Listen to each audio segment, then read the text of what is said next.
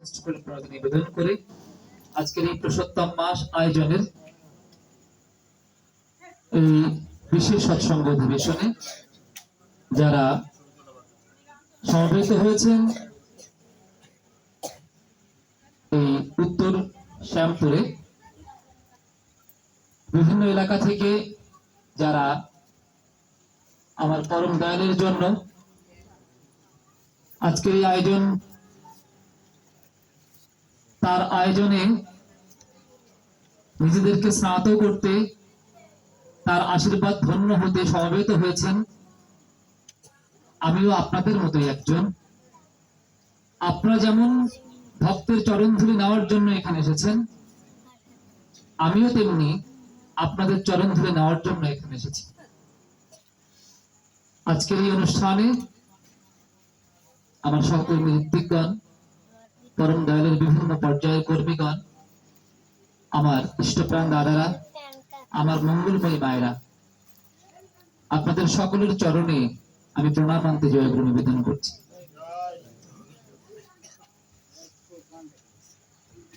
পুরুষোত্তম আসেন যখন, সব গুরুর সার্থকতা, তাকে ধরলে আসে না গো গুরু ত্যাগের ঘৃণ্য কথা। যুগের বাঁচা বাড়ার মূলে গ্লানি যেথায় দেখতে পান, পুরুষোত্তম সেইগুলি সব বদলে আনেন অভ্যুত্থান। পুরুষোত্তম জিনিসটা কি তা আমরা ঠিক মতো বুঝি না। যুগের পর যুগ চলে গিয়েছে, এই পুরুষোত্তম তত্ত্ব আমরা বুঝিনি। আর তাই পুরুষোত্তম তত্ত্ব না বুঝেই, ধর্মের একটা গূঢ় তত্ত্ব না বুঝেই আমরা ধর্ম পালন করে চলেছি। একটুখানি যদি আমরা শ্রীমদ্ ভগবদ গীতার 15 অধ্যায় অর্থাৎ 15তম অধ্যায়টি পড়ি, আমরা দেখব সেই 15তম অধ্যায়ে ভগবান শ্রীকৃষ্ণ অর্জুনকে পুরুষোত্তমের রূপ বর্ণনা করছেন। বর্ণনা করতে গিয়ে তিনি বলছেন যে গোটা বিশ্ব জগতে দুই ধরনের সত্তা বা অস্তিত্ব থাকে, এক ক্ষর পুরুষ আর এক অক্ষর পুরুষ। এর অতীত একজনই থাকেন, তিনি হচ্ছেন পুরুষোত্তম। আর তিনি কে? আমি। শেষে বললেন এই অতি গুহ্যতম তত্ত্ব আমি তোমাকে বললাম। মানে এটা খুব গোপন তত্ত্ব, এটা খুব গোপন তত্ত্ব। তুমি আমার খুব প্রিয় সখা, তাই আমি তোমাকে এই তত্ত্বটি বললাম। এই পুরুষোত্তম তত্ত্ব অর্জুনকে বললেন শ্রীকৃষ্ণ। প্রশ্ন হচ্ছে, কে পুরুষোত্তম? অর্জুনকে ভগবান শ্রীকৃষ্ণ বললেন পুরুষোত্তম তত্ত্ব। তাহলে গীতা অনুসারে কে পুরুষোত্তম? ভগবান শ্রীকৃষ্ণ পুরুষোত্তম। একটু কোনো সন্দেহ নেই না? আছে, আছে। নতুবা যখন আমরা পুরুষোত্তম ধ্বনি দিই, বন্দে পুরুষোত্তম, এই ধ্বনিটা কাকে দেওয়া হয়? এই ধ্বনিটা কাকে দেওয়া হয়? সকল টকল বাদ দিলাম, যদি একজন পুরুষোত্তম থাকেন, তাহলে বন্দে পুরুষোত্তম মানে কার ধ্বনি দেওয়া হয়? যদি গীতা মানি তাহলে শ্রীকৃষ্ণের, আর যদি গীতা না মানি তাহলে অন্য। কথা বুঝতে হবে। দলিল দেখে রায় দেবেন, টাকা পয়সার নাই কারবার। আমি আপনি তিনি জামিনদার বলছেন না কেন? দলিলে যা বলছে, আমি দলিলের বাইরে মন গড়া ধর্ম করতে পারি না। তাতে কি হয়? ভাগবতের ওই কথা স্মরণ হয়, কলিযুগে ধর্ম কর্ম অনেক বাড়িবে, নাচিয়া গাহিয়া সব নরকে রচে। ইসলামের হাদিসে একটা কথা আছে, জানেন? নবীজি বলছেন বনি ইসরাইলরা 72 ভাগে বিভক্ত হয়েছে। আর আমার ইসলাম ৭৩ ভাগে বিভক্ত। তার মধ্যে অত্যন্ত ক্ষুদ্র একটি গোষ্ঠী সঠিক পথে চলে আমার কাছে পৌঁছাবে, তাদের পক্ষে আমি রায় দেব। আর ৭২ ভাগে নাকি পৌঁছাবে। আর আমার ভাগবত কি বলছে? কলিযুগে ধর্মকর্ম অনেক বাড়িবে, নাচিয়া গাহিয়া সব নরকে নাচিবে। কারণটা কি? ঘরে ঘরে গীতা পাঠ, ফল কেন ফলছে না? দেশলাইয়ের কাঠির দোষে একটি কাঠিও চলছে। যদি গোটা দেশলাইয়ের মধ্যে একটা কাঠিও ভিজা থাকে, বাকি সব কাঠি শুকনা থাকলেও জ্বলে না। সায়েন্স। গীতা আমাদের জীবন বিধান। শ্রীমদ ভগবত গীতার বাইরে গিয়ে এক পা চলার কায়দা মানব জাতির নেই। হিন্দু তো পরের কথা, সে গীতা মানুক আর না মানুক, গীতা পড়ুক আর না বলুক, বুঝুক আর না বুঝুক, এই শ্রীমদ ভগবত গীতায় যা যা বলা আছে তার একটিও বাক্য বিন্দু মাত্র ডাইনে বামে উপরে নিচে করার কায়দা নেই। ঠিক ওর ভিতরে যা বলা আছে, যেমন ভাবে বলা আছে, তার ভিতর দিয়ে আমাদের জীবন বিধানটাকে দাঁড় করাতে হবে। কিন্তু কথা আছে। কথাটা কি? কথাটা হচ্ছে এই যে এই গীতা কোন জ্ঞান? একটু আগে যে দাদা পার্শ্ববর্তী গ্রামের গান গাইলেন, বলছেন যে ঠাকুর তুমি আমার এই যে চর্মচক্ষু দান করেছো, এই চক্ষু নিয়ে নাও, আমাকে জ্ঞান চক্ষু দাও। গীতা কোন জ্ঞান? মনে রাখতে হবে, কুরুক্ষেত্রের যুদ্ধ শুরু হওয়ার আগ পর্যন্ত অর্জুন শ্রীকৃষ্ণকে চেনে নাই। চিনেছে, কিন্তু যে শ্রীকৃষ্ণকে চিনেছে সেই শ্রীকৃষ্ণ আর গীতা দানকারী শ্রীকৃষ্ণ এক নয়। অর্জুন শ্রীকৃষ্ণকে চিনত, কেন চিনবেন? সখা, বন্ধু, পিসির ছেলে, কত সম্পর্ক তার সাথে, কেন চিনবে না? দ্বারকাধীশ, কত পরিচয় তার। আবার যদি আর একটু সুন্দর করে বলি, তাহলে খানিকটা শ্রীকৃষ্ণের বোন সুভদ্রা যদি অর্জুনের স্ত্রী হয়, তাহলে শ্রীকৃষ্ণ অর্জুনের সম্পর্কে কি হয়? হ্যাঁ, সম্বন্ধীয় হয়। যে সম্বন্ধই তার সাথে থাকুক না কেন, তিনি যে পুরুষোত্তম, তিনি যে পরমেশ্বর, তা কিন্তু অর্জুন বুঝতে পারে। কখন বুঝলো? কখন বুঝলো? যখন তিনি তার ওই চর্মচক্ষু না দিয়ে তাকে জ্ঞান চক্ষু দিলেন। আসলে কি কেউ কাউকে জ্ঞান চক্ষু দিতে পারে না? বলছে কি, অজ্ঞান তিমিরান্ধস্য জ্ঞানাঞ্জন শলাকয়া চক্ষুরুন্মীলিতং যেন তস্मै শ্রী গুরবে নমঃ। আমরা তাকিয়ে আছি, কিন্তু আমাদের চক্ষু দুটো আসলে বন্ধ হয়ে আছে। কেন? আমরা তাকিয়ে যা দেখছি তা সঠিক জিনিস নয়। বরঞ্চ আমরা শান্ত মনে চোখ বন্ধ করে যা দেখতে পাই, যা ভাবি, সেটাই সঠিক। মনে পড়ে যায় সেদিনের কথা, যেদিন ভগবান বুদ্ধ এই পৃথিবীতে তার নাম প্রচার করছেন। করতে করতে করতে করতে তার শান্তির বার্তা তিনি এমন ভাবে ছড়িয়ে দিয়েছেন, বিভিন্ন জায়গায় যারা অশান্তির বাতাবরণ ছড়িয়েছিল, তাদের দিন দিনের পর দিন শেষ হয়ে যাচ্ছে। এরকমের একজন ওই সময়ের দস্যু, সে ক্ষেপে আছে। কেননা তাকে আর মানুষ ভয় পায় না। মানুষ বুদ্ধদেবের বাণীতে আকৃষ্ট হয়ে ওই দস্যুকে আর ভয় পাচ্ছে না। সে বনের মধ্যে বিভিন্ন জনের বিভিন্ন ক্ষতি করত, কিন্তু এখন তাকে আর ভয়ই পায় না ক্ষতি করবে।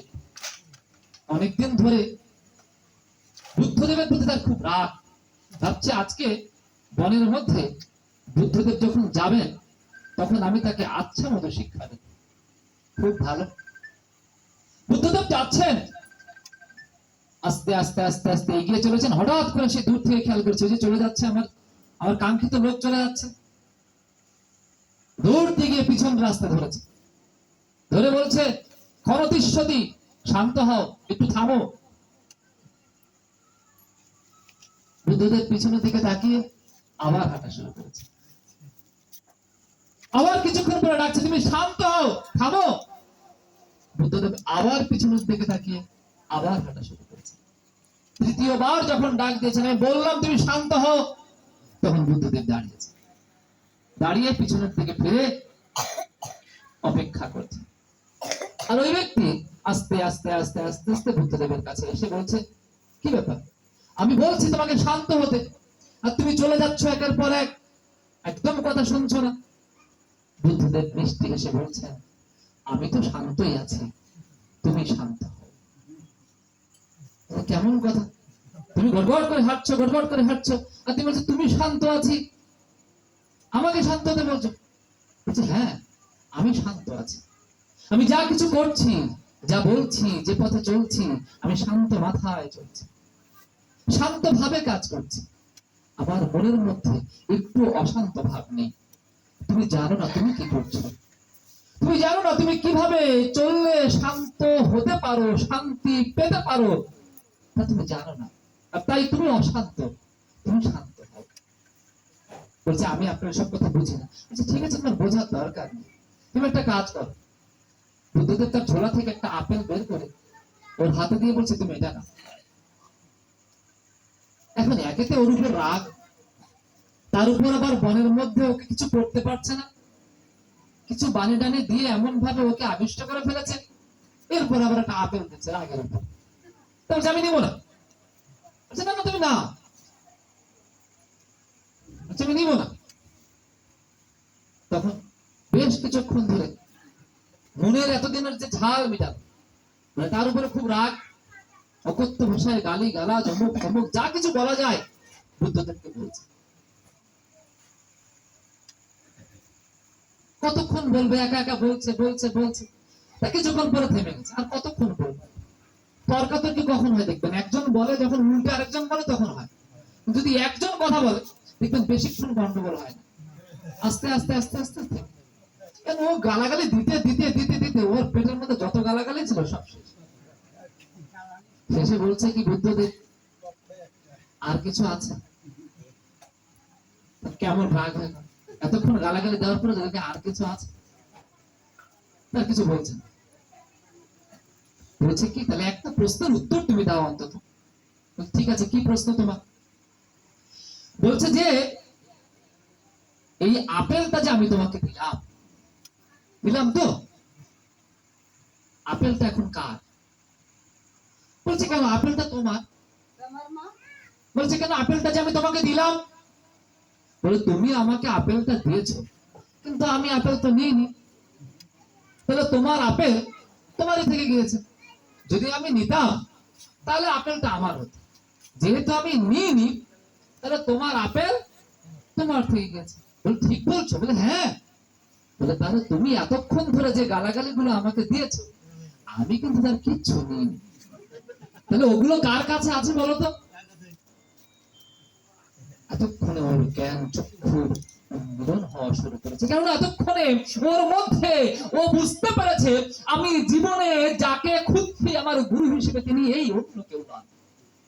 এতক্ষণে বুঝতে পেরেছে যার কাছে গেলে শান্তির পরশ পাওয়া যায়, যার কাছে গেলে শান্ত হওয়া যায়, সে আর কেউ নয়, সে আমার সামনে দাঁড়িয়ে আছে। এরকম করে যুগে যুগে কালে কালে অশান্ত মানুষের মনটাকে শান্ত করার জন্য যিনি আসেন তিনি গুরু। বিপদ পথে হাত ধরে যে চলার কায়দা জানিয়ে দেয় তাকেই জানিস গুরু বলে, অভয় পথে সেই তো নয়। বিপদ পথে চলছি আমরা, বিভিন্ন সময়ে বিভিন্ন কথা শুনছি। দাদা এক প্রশ্ন করে গেলেন আলোচনার মধ্যে, সুজনদা এক প্রশ্ন করছেন কানে কানে, এসে আরেক প্রশ্ন শুনছি। এত সমস্যা, কোন দিকের কথা আর কতটুকু বলবো? যখন উঠেছে তখন 9:05 বাজে। কেন বলছি?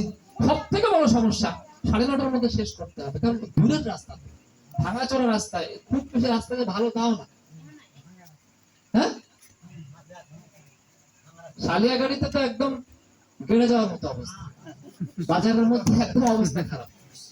এদিকে রিটের রাস্তা। কেন বলছি? বাস্তবতা। এই বাস্তবতার বাইরে গিয়ে ধর্ম হয় না। ধর্ম বাস্তব জীবনে আমি কি করে সুন্দর থাকবো, আমি কি করে ভালো থাকবো, আমি কি করে ভালো রাখবো, এই জিনিসগুলো শিখে নেওয়া। এর বাইরে কোনো আজগুবি ধর্ম বলে কিছু নাই।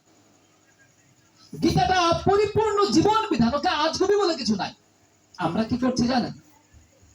আমরা যে আজকে সকালে একটা দীক্ষা হয়েছে, আমাদের কাগজ দিতে হয়, কাগজ দিয়ে আমি বলছি কি আমাদের ধর্মটা উচ্ছন্নে যাচ্ছে দুটো কারণ। এক হচ্ছে অভক্তির জন্য, আর একটা হচ্ছে অতি ভক্তির জন্য। আমাদের ধর্মে ভক্ত বলে খুব কম মানুষ আছে, ভক্ত নাই বললে চলে। হয় অভক্তের সংখ্যা বেড়ে গিয়েছে, যারা এই সমস্ত কোনো বালাই নাই, সব ভাল লাগে না, মনে করি এতে কি হবে। যখন কেউ ধুতি পাঞ্জাবি পরে, ওই যে ব্যাকডেটেড মানুষ, হ্যাঁ, যখন কেউ কীর্তনে যায় এসব কোনো কাজের না। ইয়াং সোসাইটি এসব দিকের থেকে যায় না, ভালো লাগে না। একটু যদি লেখাপড়া শিখে তখন কথাই নাই, বাস্তবতার কথা বলছি। আর যারা একটু ঝোঁকে, আন্দাজে ঝোঁকে, তো তখন অতি ভক্তি। মানে কি বলছি যে আমাদের কি হয় জানে, দীক্ষার সময় যে কাগজটা দিই, 2 বছর পরে 3 বছর পরে এসে দেখি হয় কাগজটা হারাই ফেলছে, নাই কই সে দিয়েছিলাম, নাই সে কাগজটা হারাই গেছে, নাই। অথবা এত পরিমাণে ভক্তি করেছে ওর উপরে, মানে প্রতিদিন ওর উপরে ফুল তুলসী দিতে দিতে দিতে দিতে কাগজের পড়ার কাজ নেই, অথচ ওই কাগজকে পড়ে ওর মন্ত্র মুখস্থ করতে হবে তা কিন্তু পারে। দেখেন ফাঁকটা কোথায়।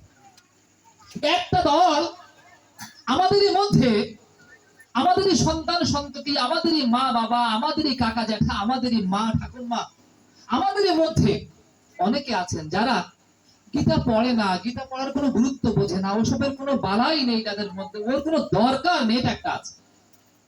আরেকটা দল কি করছে, প্রতিদিন সুন্দর করে লাল শালু দিয়ে, লাল কাপড় দিয়ে গীতাটাকে বুঝে ওকে সুন্দর করে পূজা করছে, ওর উপরে চন্দন দিচ্ছে, ওর উপরে তিলক দিচ্ছে, দিয়ে ভক্তি সহকারে আবার ভক্তি করে রেখে দিচ্ছে।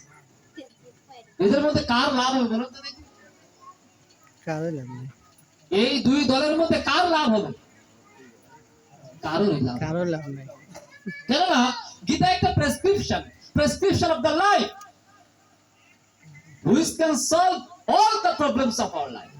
আমাদের জীবনে যত সমস্যা আছে, সব সমস্যার সমাধান গীতার মধ্যে আছে। কেননা গীতা ইয়াতে বলছে কি, মঙ্গলাচরণে, যে গীতা কি সর্বোপনিষদ গাবদগ্ধ গোপালনন্দন, সব উপনিষদকে দহন করে যা পাওয়া গিয়েছে তাই হচ্ছে। কারণ হচ্ছে ঠাকুরের কথা বললে লাভ নাই, গীতাই তো বোঝে না মানুষ। আজকে যেটুকু সময় আছে এটুকুই বলি, গীতা নেই। কিন্তু ইয়ে তো অনেক পরের ব্যাপার, যে ক্লাস 2 ম্যাথ পারে না, 5 এর ম্যাথ, 8 এর ম্যাথ, 10 এর ম্যাথ কি করে পারবে?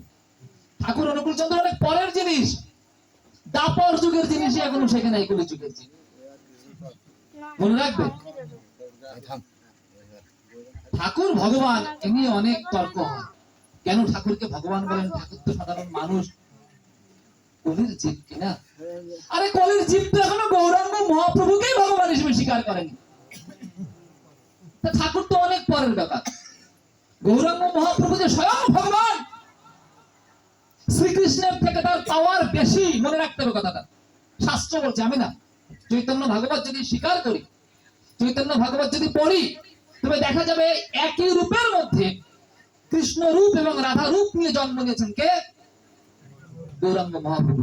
কিন্তু চৈতন্য ভাগবত বলছে, এটা তো আমাদের বানান কথা নয়। যদি চৈতন্য ভাগবত যদি স্বীকার করি, তাহলে আমাদেরকে স্বীকার করতে হবে চৈতন্য মহাপ্রভুর মধ্যে কে রয়েছে? ভগবান শ্রীকৃষ্ণ। আবার একই চৈতন্য মহাপ্রভুর মধ্যে কে রয়েছে? রাধারানী। তাহলে রাধারানী এবং চৈতন্য মহাপ্রভু, বা রাধারানী এবং শ্রীকৃষ্ণের মিলিত রূপ যদি চৈতন্য মহাপ্রভু হন, তাহলে উনি শ্রীকৃষ্ণের থেকে একটু বড়ই তো হয়। কেননা ওনার একই রূপের মধ্যে ভক্ত রূপ, আবার একই রূপের মধ্যে ভগবান। তাকেই তো এখনো চেনেনি। ওই নদীয়ার বাটে বাটে যেদিন কীর্তন করেছিলেন আমার গৌর সুন্দর, ভজ শ্রীকৃষ্ণ লহ শ্রীকৃষ্ণ কহ শ্রীকৃষ্ণের নাম রে, এই কৃষ্ণ নাম বিনা এ ভব সংসারে আর নাই জীবের গতি রে, ভজ শ্রীকৃষ্ণ লহ শ্রীকৃষ্ণ কহ শ্রীকৃষ্ণের নাম রে। করেছিলেন তো কীর্তন, জগাই মাদাইকে উদ্ধার করেছিলেন নিতাই আমার। কিন্তু এর মধ্যেই যখন ভক্তেরা, ঠিক যেমন অর্জুন বিশ্বরূপ দেখলো কার? শ্রীকৃষ্ণের কোন চক্ষু দিয়ে? জ্ঞান চক্ষু। ভালো করে মনে রাখবে, জ্ঞান চক্ষু ছাড়া কোনো লাভ নাই। আজকে দাদার গানটা সর্বশ্রেষ্ঠ এই অনুষ্ঠানের পার্টে। ওই জ্ঞান চক্ষু ছাড়া ভগবান শ্রীকৃষ্ণকে চেনে নাই কারা? ভীষ্ম, দ্রোণ, কর্ণ, অনেক মহামহারথী, কিন্তু জ্ঞান চক্ষু খোলে নাই। জ্ঞান চক্ষু খোলে নাই বলে তাকে চিনতে পারে না। তারা অনেক বড় বড়, ইচ্ছা মৃত্যু ছিল কার? ভীষ্ম। ইচ্ছা মৃত্যু আছে কারো? দেখাতে পারবেন এই দুনিয়া? একজন নিয়ে আসেন তো। তার মানে কি, ভগবান শ্রীকৃষ্ণকে স্বীকার না করলেও তার সাধনার জোর ছিল, এমন জোর ছিল যে আমি না বললে স্বয়ং যমদেব আমাকে মারতে পারবে। কম সাধনা না। রাবণ ভগবান রামচন্দ্রকে স্বীকার করে নাই, কিন্তু তার সাধনার জোর ছিল। বুঝতে হবে, শিবের সব থেকে কঠিন স্তোত্র, তাণ্ডব স্তোত্র তৈরি করেছেন কে? রাবণ। তাহলে সাধনার জোর থাকলে শুধু হবে না, পুরুষোত্তমকে চেনে নাই, জ্ঞান চক্ষু। তাই দাপর যুগে ওই পথ অতিক্রম করে এই কলিযুগে যখন আমার গৌর সুন্দর নদী আর বাটে বাটে কীর্তন করছেন, যাদের দুই একজনের জ্ঞান চক্ষু খুলে গেল, তারা কিন্তু তার সাথে ওই কীর্তন করলো না, তারা নতুন কীর্তন বাঁধলো। তারা বুঝতে শিখলো যদি শ্রীকৃষ্ণই গৌর সুন্দর হন, তাহলে তিনি তো আমার সামনে রয়েছেন, আমি আমার সামনে থাকা ভগবানকে পুজো করব না চলে যাওয়া ভগবানকে পুজো করব। তাই নতুন কীর্তন হলো, ভজ গৌরাঙ্গ লহ গৌরাঙ্গ কহ গৌরাঙ্গের নাম রে, এই গৌরাঙ্গ নাম বিনা এ ভব সংসারে আর নাই জীবের গতি রে। কীর্তন পরিবর্তন হলো কেন? এটাই যুগের নিয়ম। এই যুগের জন্য, বর্তমান সময়ের জন্য আমাদের বাঁচা বাড়ার মূল মন্ত্র নিয়ে যিনি আসবেন, তিনি তো আমার এখনকার ভগবান। তাই গৌর সুন্দরের পিছনে পিছনে মানুষ, কতিপয় মানুষ তাকে ভগবান রূপে চিনতে পেরেছিল। কেন এই কতিপয়ের সংখ্যা হয়? অনেকে দাবি করছে না না না না না না না, ভগবান একজন হন, পুরুষোত্তম একজন হন। তাহলে তো গীতা মিথ্যা হয়ে যায়। গীতার মধ্যে বলছেন আমি যুগে যুগে অবতীর্ণ হই। তার ঠিক প্রথম শ্লোকে আজকে দাদা কি পড়লেন? ইবং বিবস্বতে জগং প্রত্যমান। ভগবান কি বলছেন প্রথমে? দেখো এগুলো নতুন জিনিস না, গীতা যে আমি অর্জুন তোমাকে প্রথম দিচ্ছি তা নয়, আমি সৃষ্টির শুরুতেও দিয়েছি। এই জ্ঞান আমি আগেও দিয়েছি। কাকে? সূর্যকে দিয়েছি। সূর্য তার পুত্র মনুকে দিয়েছে। মনু ইক্ষাকুকে দিয়েছে। ইক্ষাকু কোন বংশের আমরা কি জানি? কোন সময়? এই ইক্ষাকু বংশে কিন্তু জন্মগ্রহণ করেছেন ভগবান রামচন্দ্র। তার মানে কি, এই জ্ঞান আমি সত্য যুগেও দিয়েছি, এই জ্ঞান আমি ত্রেতা যুগেও দিয়েছি, এই জ্ঞান আমি পূর্বে যতবার এসেছি ততবারই দিয়েছি। সকালে নেহ মহোদায় গণষ্ট, কিন্তু কালের প্রবাহে সেই যোগ নষ্ট হয়ে গেছে। তার মানে এটা নতুন কিছু নয়। এই গীতা আমি যুগে যুগে দিই, কিন্তু যুগে যুগে দেওয়া গীতা নষ্ট হয়ে গিয়েছে, তো তাই আমি তোমাকে দিচ্ছি। কেমন কথা? শাস্ত্র কি করে নষ্ট হয় বলেন তো দেখি? শাস্ত্র কখনো নষ্ট হয়? ভগবান বলছে নষ্ট হয়। কি মজার বিষয় দেখেন, জ্ঞান তত্ত্ব কিন্তু জ্ঞান যুগের কথা বলছে, ভগবান বলছে না নষ্ট হয়। কেন? কালের প্রবাহে, কালের প্রবাহে নষ্ট হয়। কালের প্রবাহে গীতা আজকে আমাদের জীবনে প্রবেশ করতে পারছে, বেদ আমাদের জীবনে প্রবেশ করতে পারছে না, উপনিষদ আমাদের জীবনে প্রবেশ করতে পারছে না। ওই জিনিসগুলো আমরা ধরে বুঝে শুনে নিজের জীবনে কি করে খাটাতে হয় তা বুঝতে পারছি না। কি করে বুঝবো? আমরা তো ওগুলো শিখিনি। কোনগুলো? কি করে গীতা কাজে লাগাতে হয় সেই পদ্ধতি শিখিনি। আর তা তো সহজ নয়। ওই যুগের মানুষ যারা সংস্কৃতিতে কথা বলতো তারাই বুঝতো না ঠিক মতো। সংস্কৃতে শ্লোক রচনা করেছেন রাবণ, কিন্তু রাবণ তো যোগ বাশিষ্ঠ বোঝেনি। যোগ বাশিষ্ঠ মানে রামচন্দ্রের বাড়ি, বশিষ্ঠকে উনি গুরু মানতেন। তো বশিষ্ঠকে গুরু মেনে রামচন্দ্রের বাণী, ওই বশিষ্ঠকে আশ্রয় করে যোগ বাশিষ্ঠ রামায়ণ আছে। তার মধ্যে রামচন্দ্রের বিভিন্ন উপদেশ আছে। সেই উপদেশগুলো কি রাবণ জানতো না? কিন্তু মানেন। ওর গুণ ছিল, ও সংস্কৃতি এত পণ্ডিত, তাণ্ডব স্তোত্র পর্যন্ত রচনা করে থাকতো, কিন্তু চিনতে পারেনি ভগবান, চিনতে পারেনি পুরুষোত্তম। ঠিক ওরকম কালের বিবর্তনে আমরা দাপর যুগে একই ঘটনা দেখেছি। আমরা এই কলির শুরুতে যখন আমার গৌরাঙ্গ সুন্দর আসলেন তখনও একই ঘটনা দেখেছি, আলাদা কিছু দেখি। আর তার পরবর্তীতে আমরা দেখেছি ধর্মের বিভিন্ন বাহানা, বিভিন্ন মত, বিভিন্ন পথ, এত গুরু আর এত গুরু, আমরা ধর্ম যে কোথায় করব শুরু সেখানেই আমরা হাতড়ে হাতড়ে বেরিয়েছি। আর ভগবান রামকৃষ্ণ পরমহংসদেব এসে একবার, দুইবার, তিনবার, চারবার না, 51বার দীক্ষা গ্রহণ করেছেন। কয়বার? করে প্রমাণ করে দিয়েছেন, বাবা তুমি যে মতে থাকো, যে পথে থাকো, আগে ঢোকো, করো কিছু। এই যে করার বাইরে, কর্মযোগের বাইরে গিয়ে জ্ঞান যুগের চর্চা শুরু হয়েছিল কোথায়? এই সনাতন ধর্মে। বেদান্তবাদী হয়ে বেদান্তের জ্ঞান মুখে বলছি, অথচ আমার ভিতরে কিছু আসছে না। ঠাকুর সত্যনারায়ণ এগুলো হচ্ছে সুন্দর সুন্দর ব্যাখ্যা দিয়েছেন, সময় নেই আজকে। ঠাকুর বলছেন তুমি সোহাঙ্গী বলো আর ব্রহ্মাস্মি বলো, আগে ভক্তি অবলম্বন করো।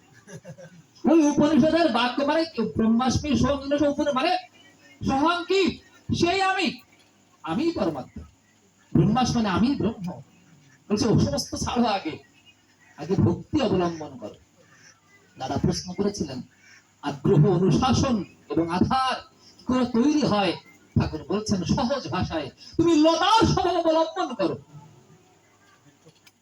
লতার স্বভাব অবলম্বন করো, বৃক্ষরূপ আদর্শকে জড়িয়ে ধরতে চেষ্টা করো, সিদ্ধ কাম।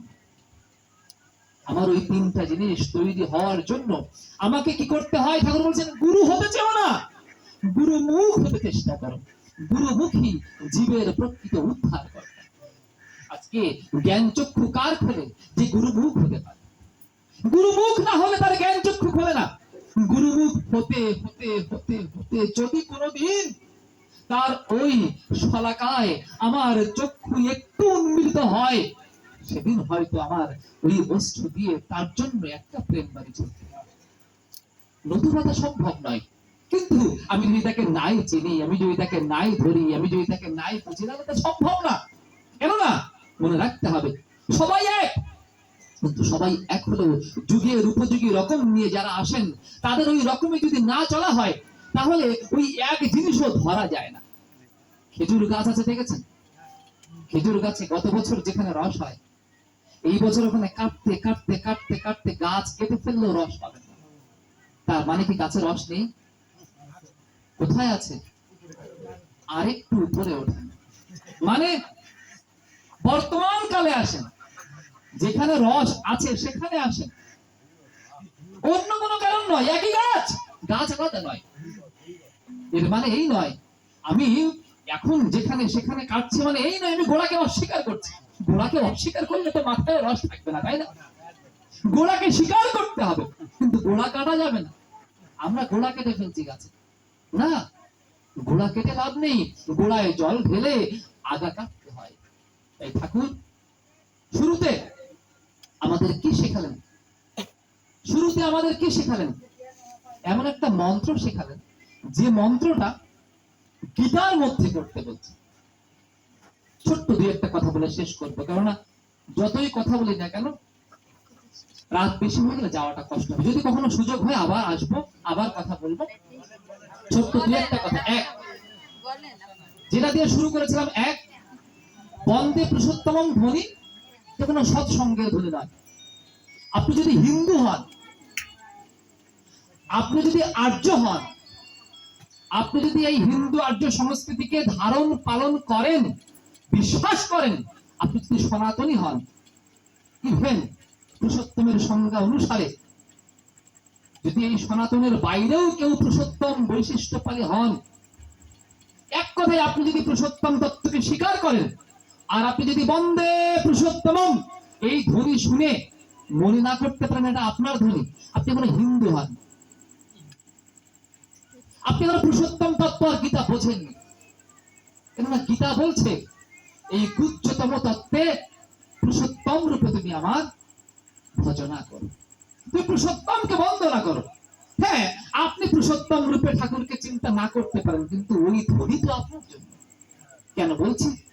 দেখেন আজকে বিভিন্ন জায়গায় আমার দাদা যখন গান শুরু করলো, এবার তখনকার কথা বলি।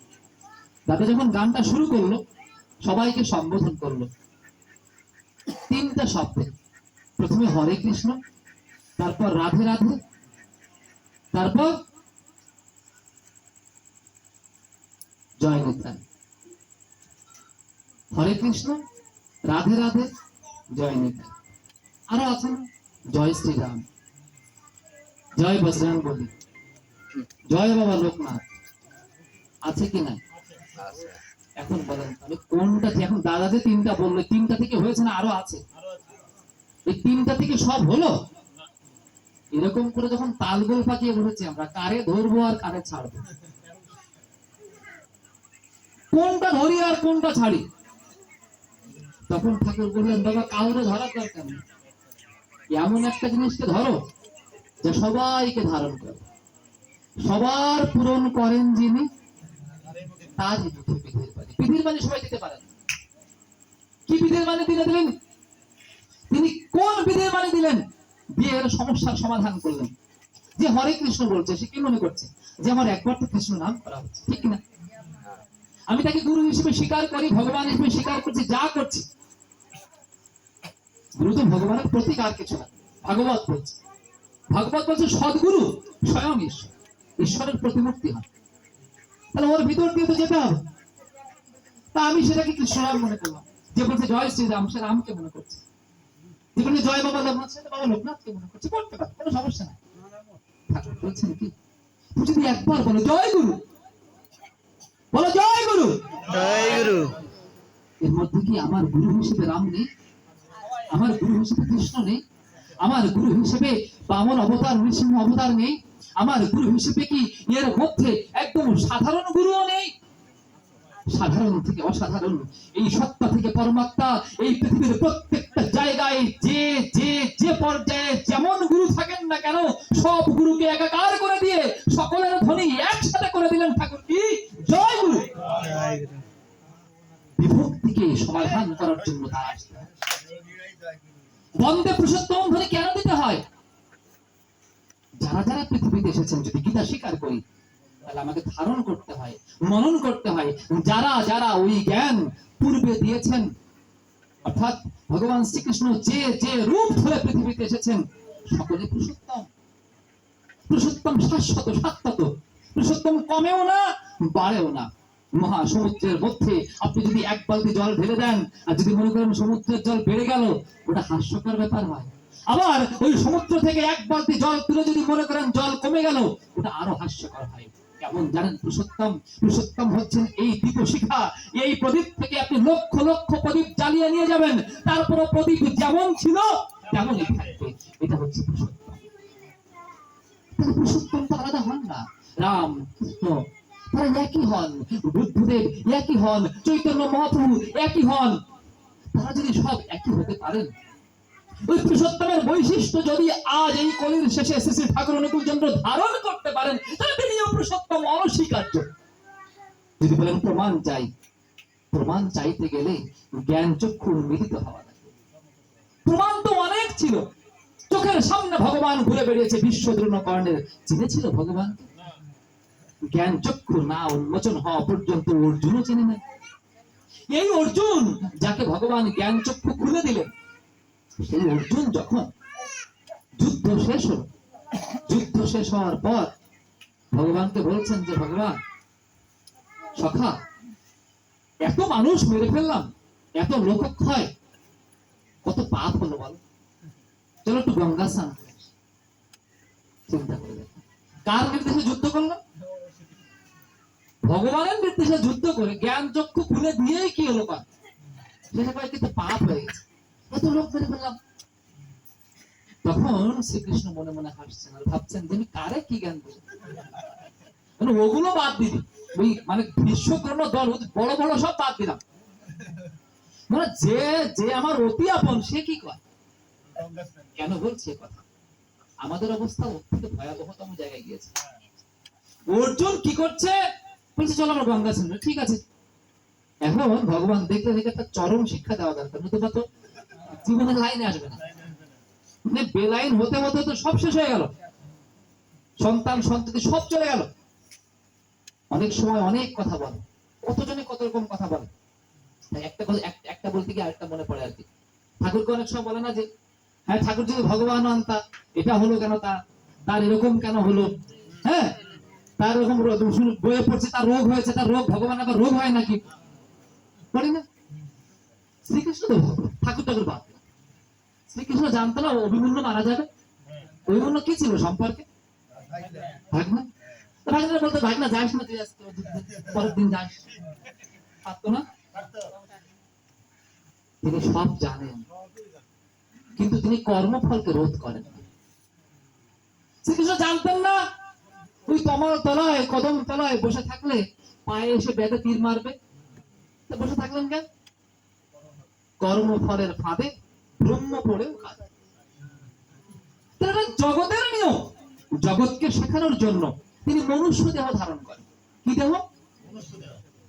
গীতার মধ্যে বলছেন অবজানন্তি মাং মূঢ়া মানসিক ধর্মাশ্রিতম। যখন আমি মনুষ্য দেহ ধারণ করি, এই গানটা না দিলেই হতো। অনেকে শুধু বলছেন যে ঠাকুর তো মানুষ, অবশ্যই মানুষ, কেন মানুষ না? তিনি মানুষ আর আমরা সব অমানুষ। মানুষ কি করে হতে হয় তা শেখার জন্যই তাকে ধরতে হয়। এই জগতে মানুষ কারা জানেন? যুগে যুগে যারা অবতার হয়ে পৃথিবীতে আসেন তারাই মানুষ। শুধু দুটো কান, নাক, হাত, মুখ থাকলেই মানুষ হওয়া যায়? হওয়া যায় না। একটা ছাগলের বাচ্চা হলে আমরা বলি ছাগল হয়েছে, গরুর বাচ্চা হলে গরু হয়েছে, পাখির বাচ্চা হলে পাখি হয়েছে। মানুষের বাচ্চা হলেই বলি না মানুষ হয়েছে। বরং এই বাড়ি বাড়ি যখন যাই, বাচ্চা কাচ্চা এসে প্রণাম করলে মাটা বলে দাদা একটু আশীর্বাদ করে দেন যেন মানুষ হয়। তা মানুষ হয়নি কত দেখি? গরুর বাচ্চাদের জন্য গরু হয়, তাহলে ও জন্মানোর সাথে সাথে মানুষ হয়নি? মরে গেলেও মানুষ হয় না, মানুষ হতে হয়। কি করে মানুষ হতে হয়? ঠিক যেমন আয়নার সামনে দাঁড়ালে আমার বাইরের অঙ্গগুলো চেনা যায়। হ্যাঁ, এখানে যখন আসছেন আয়নার সামনে দাঁড়াননি, একটু চুল টুল ঠিক করে নি, হ্যাঁ মায়ের একটু সিঁদুরের ফোটা জায়গা মতো পড়ছে কিনা, সিঁথিটা ঠিক আছে কিনা, করি কিনা? আচ্ছা বলেন তো, আপনার মনের মধ্যে যে দোষ আছে সেই দোষ খণ্ডাবার জন্য কোন আয়নার সামনে দাঁড়িয়েছেন আপনি? আপনার মনের মধ্যে কোথায় কোথায় কোন কোন গলদ, কোন কোন কারণে আপনার মধ্যে ওই আগ্রহ, অনুশাসন, আধার তৈরি হচ্ছে না, আপনি কার সামনে দাঁড়ায় বুঝবেন? কোথায় দাঁড়িয়ে আপনি আপনার নিজের জ্ঞান চক্ষু উন্মিলন করার কথা চিন্তা করবেন? সে হচ্ছে আপনার গুরু। যুগের প্রয়োজনে তিনি যখন পুরুষোত্তম অবতার রূপে আসেন তখন আমাদের মহাভাগ্য হয় তাকে পাওয়া। ঠাকুরকে আমরা পেয়েছি একটা অন্যরকম পাওয়া। ঠিক যেমন ভক্ত রূপে ভগবান হয়েছিলেন কে? গৌরাঙ্গ মহাপ্রভু ভক্ত রূপে ভগবান। তিনি কখনো ভগবানের রূপ প্রকাশ করতে চাননি, প্রকাশিত হয়ে গিয়েছে মাঝে মাঝে, চাননি, ভক্তের রূপে ছিলেন। আর ঠাকুর আসলেন এখন গুরু রূপে ভগবান। বলছে তোমরা তাকেই গুরু বলো, আবার তাকেই ভগবান বলো, কিন্তু গুরু রূপে ভগবান যে। কেন তিনি গুরু রূপে আসলেন? কেন আমরা দীক্ষা দেওয়ার পরও নিজেদের গুরু বলছি না, তাকে গুরু বলছি? এর কারণ হচ্ছে জগতে গুরুর বড্ড অভাব পড়েছে। চৈতন্য মহাপ্রভু যখন আসলেন তখন প্রেম ভক্তির অভাব পড়েছে। চৈতন্য চরিতামৃত পড়তে হবে। চৈতন্য চরিতামৃতে বলছে তিনি প্রেমের অবতার। জগতে কোনো কারণে তার আগমন হয়নি, শুধু প্রেমের জন্য আগমন হয়েছে। পৃথিবীতে তখন খুব অভাব ছিল, কিসের? প্রেমের অভাব ছিল। আর বর্তমান পৃথিবীতে খুব অভাব কিসের? গুরু। কেন? বৈষ্ণব শাস্ত্র বলছে, বৈষ্ণব শাস্ত্র বলছে যে গুরু রুষ্ট হলে কৃষ্ণ রাখিবারে না, কিন্তু কৃষ্ণ রুষ্ট হলেও গুরু রাখিবারে। কোন গুরু? কোন গুরু? সদ্গুরু স্রোতে বলছেন গুরুর ব্রহ্মা, গুরুর বিষ্ণু, গুরুর দেব পরম, গুরুদেব মহেশ্বর, গুরুরেব পরম ব্রহ্ম তস্মৈ শ্রী গুরবে। গুরুই ব্রহ্মা, গুরুই বিষ্ণু, গুরুই মহেশ্বর, গুরুই পরব্রহ্ম। কোন গুরু? এ তো ঠাকুরের, এ তো সৎসঙ্গের বইয়ের কোন জিনিস না, এ তো শঙ্করাচার্যের বহু পুরনো জিনিস, যা এমন কোন ক্ষেত্র নেই। সনাতন ধর্মের বিয়ে বলেন, শ্রাদ্ধ বলেন, পুজো বলেন, গুরু প্রণাম মন্ত্র পড়ে না এমন কোন জায়গা আছে? আছে? গীতা পাঠের শুরুতে দেখবেন বলে দাদা একটা গান গেল, তার আগেও দেখি ও বলে সর্বনাশ করছে। তাহলে সেই জিনিস আপনি অস্বীকার করবেন কি করে? কি বলছে সেখানে? গুরুই ব্রহ্মা, গুরুই বিষ্ণু, গুরু যদি ব্রহ্মা, বিষ্ণু, মহেশ্বর, পরমাত্ম সব, এটা গুরুই তো ভগবান। কিন্তু সেই গুরু পেলে তবে তো ঠাকুর সেই গুরু। যখন এই দুনিয়াতে গুরুগিরির এমন একটা চল শুরু হয়েছে, মানুষ কিছু জানুক বুঝুক না বুঝুক গুরু হয়ে দাঁড়িয়েছে, তখন ঠাকুর বলছেন গুরু হতে চেও না, গুরু মুখ হতে চেষ্টা করো। যদি বলেন তিনিও তো মানুষ, তিনি তো ওইরকম, দুই ধরনের মানুষ পৃথিবীতে আসে, মনে রাখবেন আজকে কথাটা। যারা গুরুগিরি করেন এর মধ্যে দুই ধরনের মানুষ থাকে, এক হচ্ছে তত্ত্বত গুরু, আর এক হচ্ছে তত্ত্বজ্ঞ গুরু। একটা তত্ত্বত গুরু আর একটা তত্ত্বজ্ঞ গুরু। এই দুই গুরু আমরা গুলিয়ে ফেলি কিছু। তত্ত্বজ্ঞ গুরু কারা? তত্ত্বজ্ঞ গুরু হচ্ছে যারা সেই পরম তত্ত্বকে জ্ঞাত হন, অর্থাৎ সেটা থেকে জানেন, সাধনা করে। কারণ দেখেছি লোকনাথ ব্রহ্মচারীর জীবনে সাধনার ইতিহাস আছে। উনি এখানে গিয়েছেন, সেখান থেকে হিমালয়ে গেছেন, সেখান থেকে মানে বহুদিন ঘুরে ঘুরে সাধনা করে করে করে করে কি করেছেন? সিদ্ধি লাভ করেছেন। ভালো করে বুঝবেন। আমরা দেখেছি শ্রী প্রভুপাদের জীবনে সাধনার ইতিহাস আছে। উনি সাধনা করেছেন, করতে করতে করতে করতে এই নাম প্রচার করতে উনি আমেরিকা পর্যন্ত চলে গেছেন। তারাও গুরু, কেমন গুরু? তত্ত্বজ্ঞ গুরু। কেন গুরু হবেন না? তত্ত্বজ্ঞ গুরু। আর তত্ত্বত গুরু, তারা কোনোদিন কারো কাছে নাম প্রচার করতে যাননি, তাদের কাছে এসে মানুষ নাম নিয়ে চলে গেছে। নদিয়ার বাটে বাটে কীর্তন করেছেন বটে, কে? গৌর সুন্দর।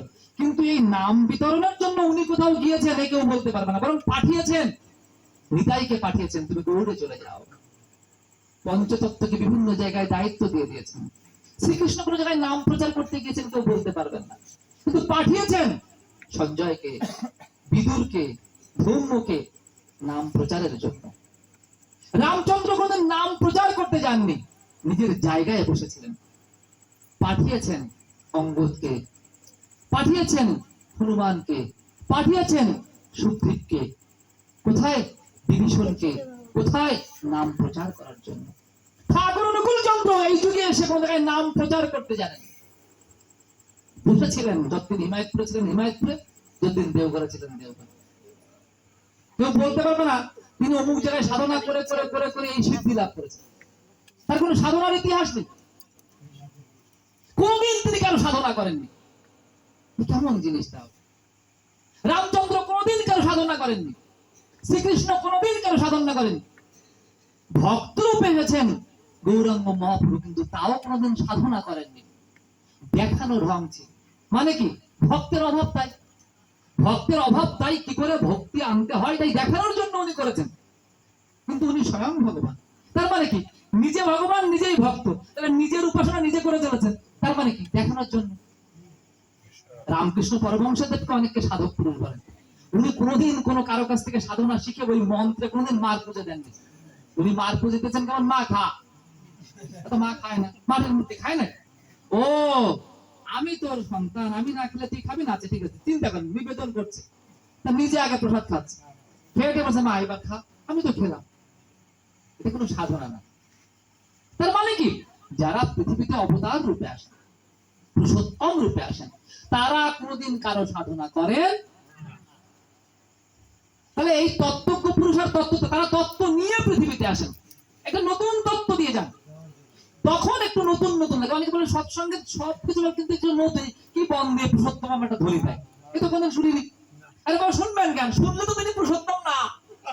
আপনি যদি এটা আগেই শুনতে পান তাহলে তো তিনি পুরুষোত্তম না, তিনি নতুন কিছু আনবেন, তাই তিনি পুরুষোত্তম। ভগবান শ্রীকৃষ্ণ কি করলেন? তিনি যখন আসলেন এসে ইন্দ্র পূজা বন্ধ করে দিলেন, দেখেনি? আমরা পড়ছি না, দেখেছি না? শুধু যদি এরকম লিস্ট করা যায় উনি কি কি বন্ধ করেছেন। প্রতিজ্ঞা করলো কে? বিশ্ব, পুণ্যের জন্য। ভগবান শ্রীকৃষ্ণ যুক্তি দিয়ে দেখেছেন ওনার প্রতিজ্ঞা করার পাপ হয়েছে। কর্ণ আজীবন ধরে দান করেছে, দানে কি হয়? কলিযুগের শ্রেষ্ঠ ধর্ম দান, দানে পুণ্য হয়। কিন্তু কর্ণকে শ্রীকৃষ্ণ বোঝালো তোমার সারা জীবনের দান জিরো হয়েছে, কোনো লাভ হয় না। তাহলে আজীবন ধরে সব ভুলগুলোকে উল্টায় ফেললেন ভগবান শ্রীকৃষ্ণ তার সময়। ঠাকুর এসে উল্টাবেন না? আপনি ধর্মের নামে যা ইচ্ছা তাই করবেন, আপনি গীতার বাণী বলবেন, মানবেন না, আপনি গীতা পাঠ করবেন, তা পালন করবেন না, আপনি গীতাটাকে জীবনে ধারণ করবেন না, এই জন্যই তো তার আশা, অন্য কোনো কারণে নয়। যদি আজকে কলির জীব গীতাকে ধারণ করে চলতে পারতো, তার আসার প্রয়োজন ছিল না। তিনি এসেছেন কেন? ওই গীতার বাণীটাকে ঢুকিয়ে দেওয়ার জন্য, অন্য কোনো কারণ নয়। আর সমন্বয় করার জন্য। এই সমন্বয়ের বাণী দিলেন বন্দে পুরুষোত্তমম, সমন্বয়ের সম্বোধন দিলেন জয়গুরু।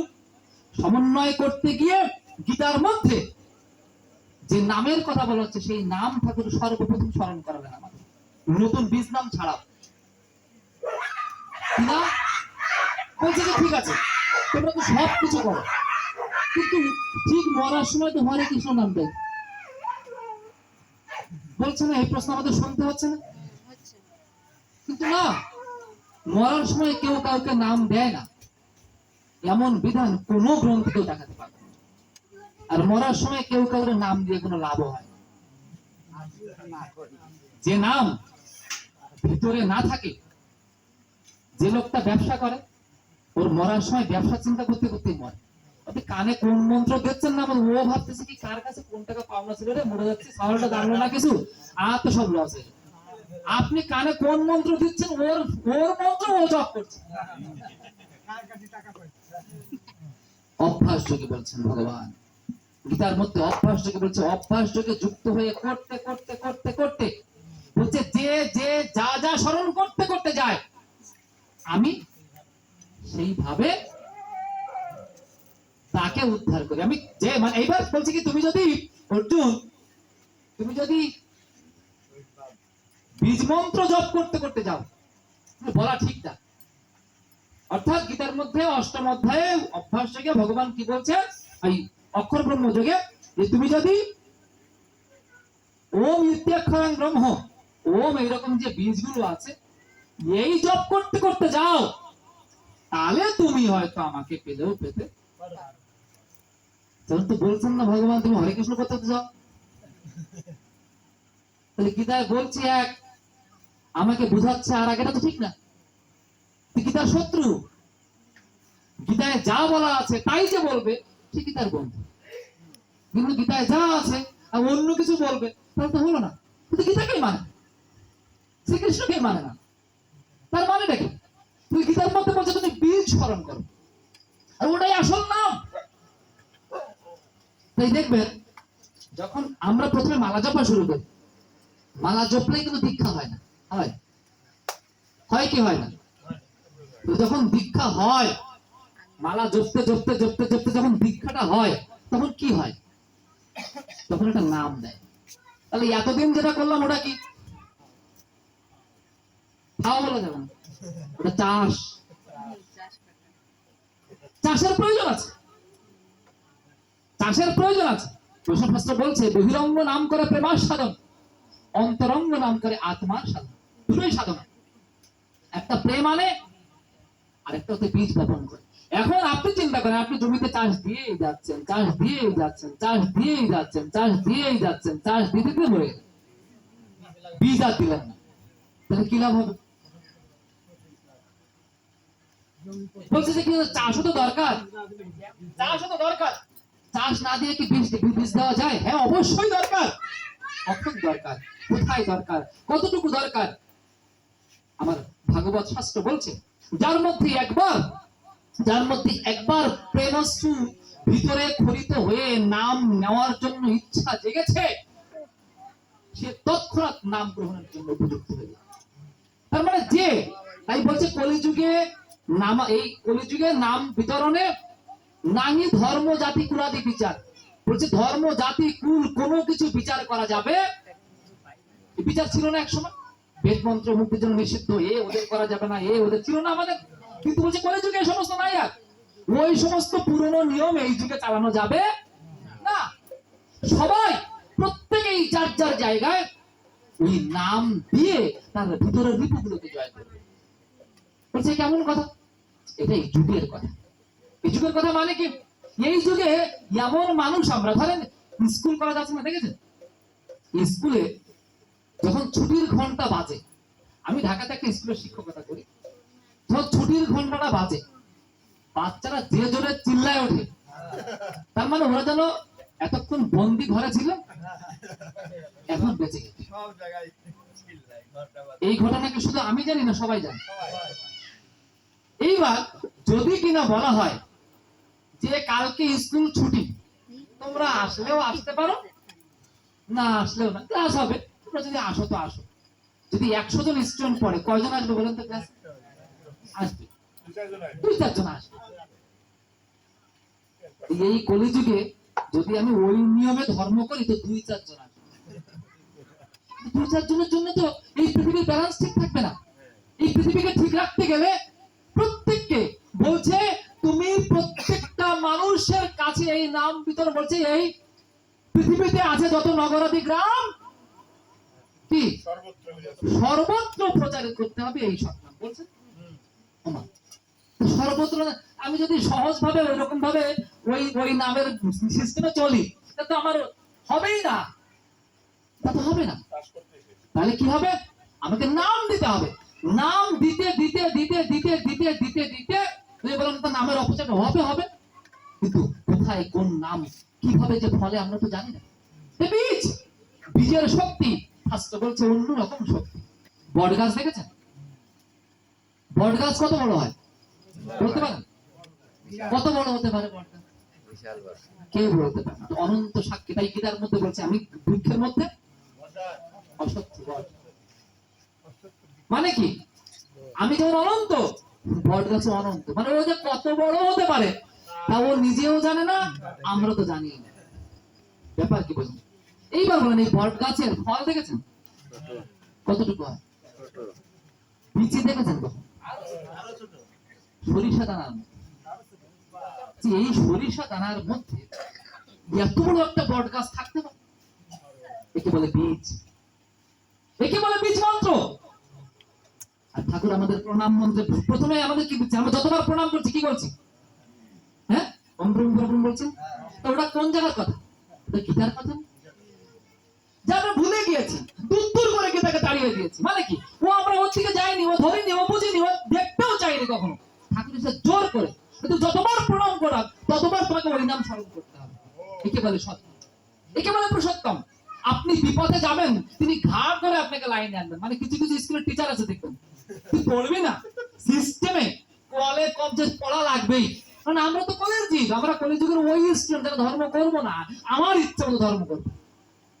মানে কি? আমি যেরকম বুঝি এরকম করবো, সুজনদার মতো করবে, অমুকদার মতো করবে, তা তো হবে না। একই নিয়মে যদি তাকে আমরা না নিতে পারি, তাকে আমরা না জীবনে ধারণ করতে পারি, তাহলে আমরা কি করে ঐক্য লাভ করবো? তাই তিনি এসেছেন এমন নিয়ম করতে, যে নিয়মে কারো কোনো কিছু বাদ না দিয়ে সবাইকে সমন্বয় করে গীতার মধ্যে যা যা বলা ওই জিনিসগুলোকে পরিপালন করানোর জন্য। অভ্যাস যোগ 6ষ্ঠ অধ্যায় ধ্যান যোগে স্পষ্ট কি করে ধ্যানে বসতে হবে, কি করে কোন আসন কেমন করে ঘাড় সোজা করতে হবে না করতে হবে, কোথায় চিন্তা করতে হবে, স্পষ্ট বলা আছে না? কে মানে? কোথায় কোন দীক্ষার সময় ওই ধ্যান শেখানো হয়? দেখা নাই বলেই ঠাকুর আমাদের ওই আবার প্রণয়ন করছেন। সৎসঙ্গে দীক্ষায় শেখানো হয়। গীতার মধ্যে 6ষ্ঠ অধ্যায় ভালো করে জেনে যান, গীতার মধ্যে 6ষ্ঠ অধ্যায়ে যেভাবে ধ্যান শেখানো হয়েছে, ওই একই প্রক্রিয়ায় ধ্যানটা সৎসঙ্গের দীক্ষায় শেখানো হচ্ছে। সৎসঙ্গের দীক্ষা কোন ধ্যান শেখাচ্ছে? গীতার ধ্যান। গীতার বাইরে তো কিছু নেই। গীতার মধ্যে সব কিছু বললে শেষ হবে না। প্রত্যেকটা অধ্যায় ধরে ধরে ধরে ধরে ইষ্টবৃত্তি, টাকা পয়সার ব্যাপার না, সবকিছু ভালো, কিন্তু সৎসঙ্গের এই জিনিসটা খুব খারাপ। এত টাকা পয়সা, সকালবেলায় ঘুমিতে উঠেই নাকি টাকা ধরো, চান ধরো, কি অবস্থা? আসলে তো অবস্থা খারাপ। টাকা ছাড়াও ভগবান, টাকা ছাড়া ভগবানকে কেউ কখনো পায়নি। কিন্তু সেই অর্থ পবিত্র অর্থ হওয়া চাই। কোন অর্থ পবিত্র অর্থ হয় বলেন তো দেখি?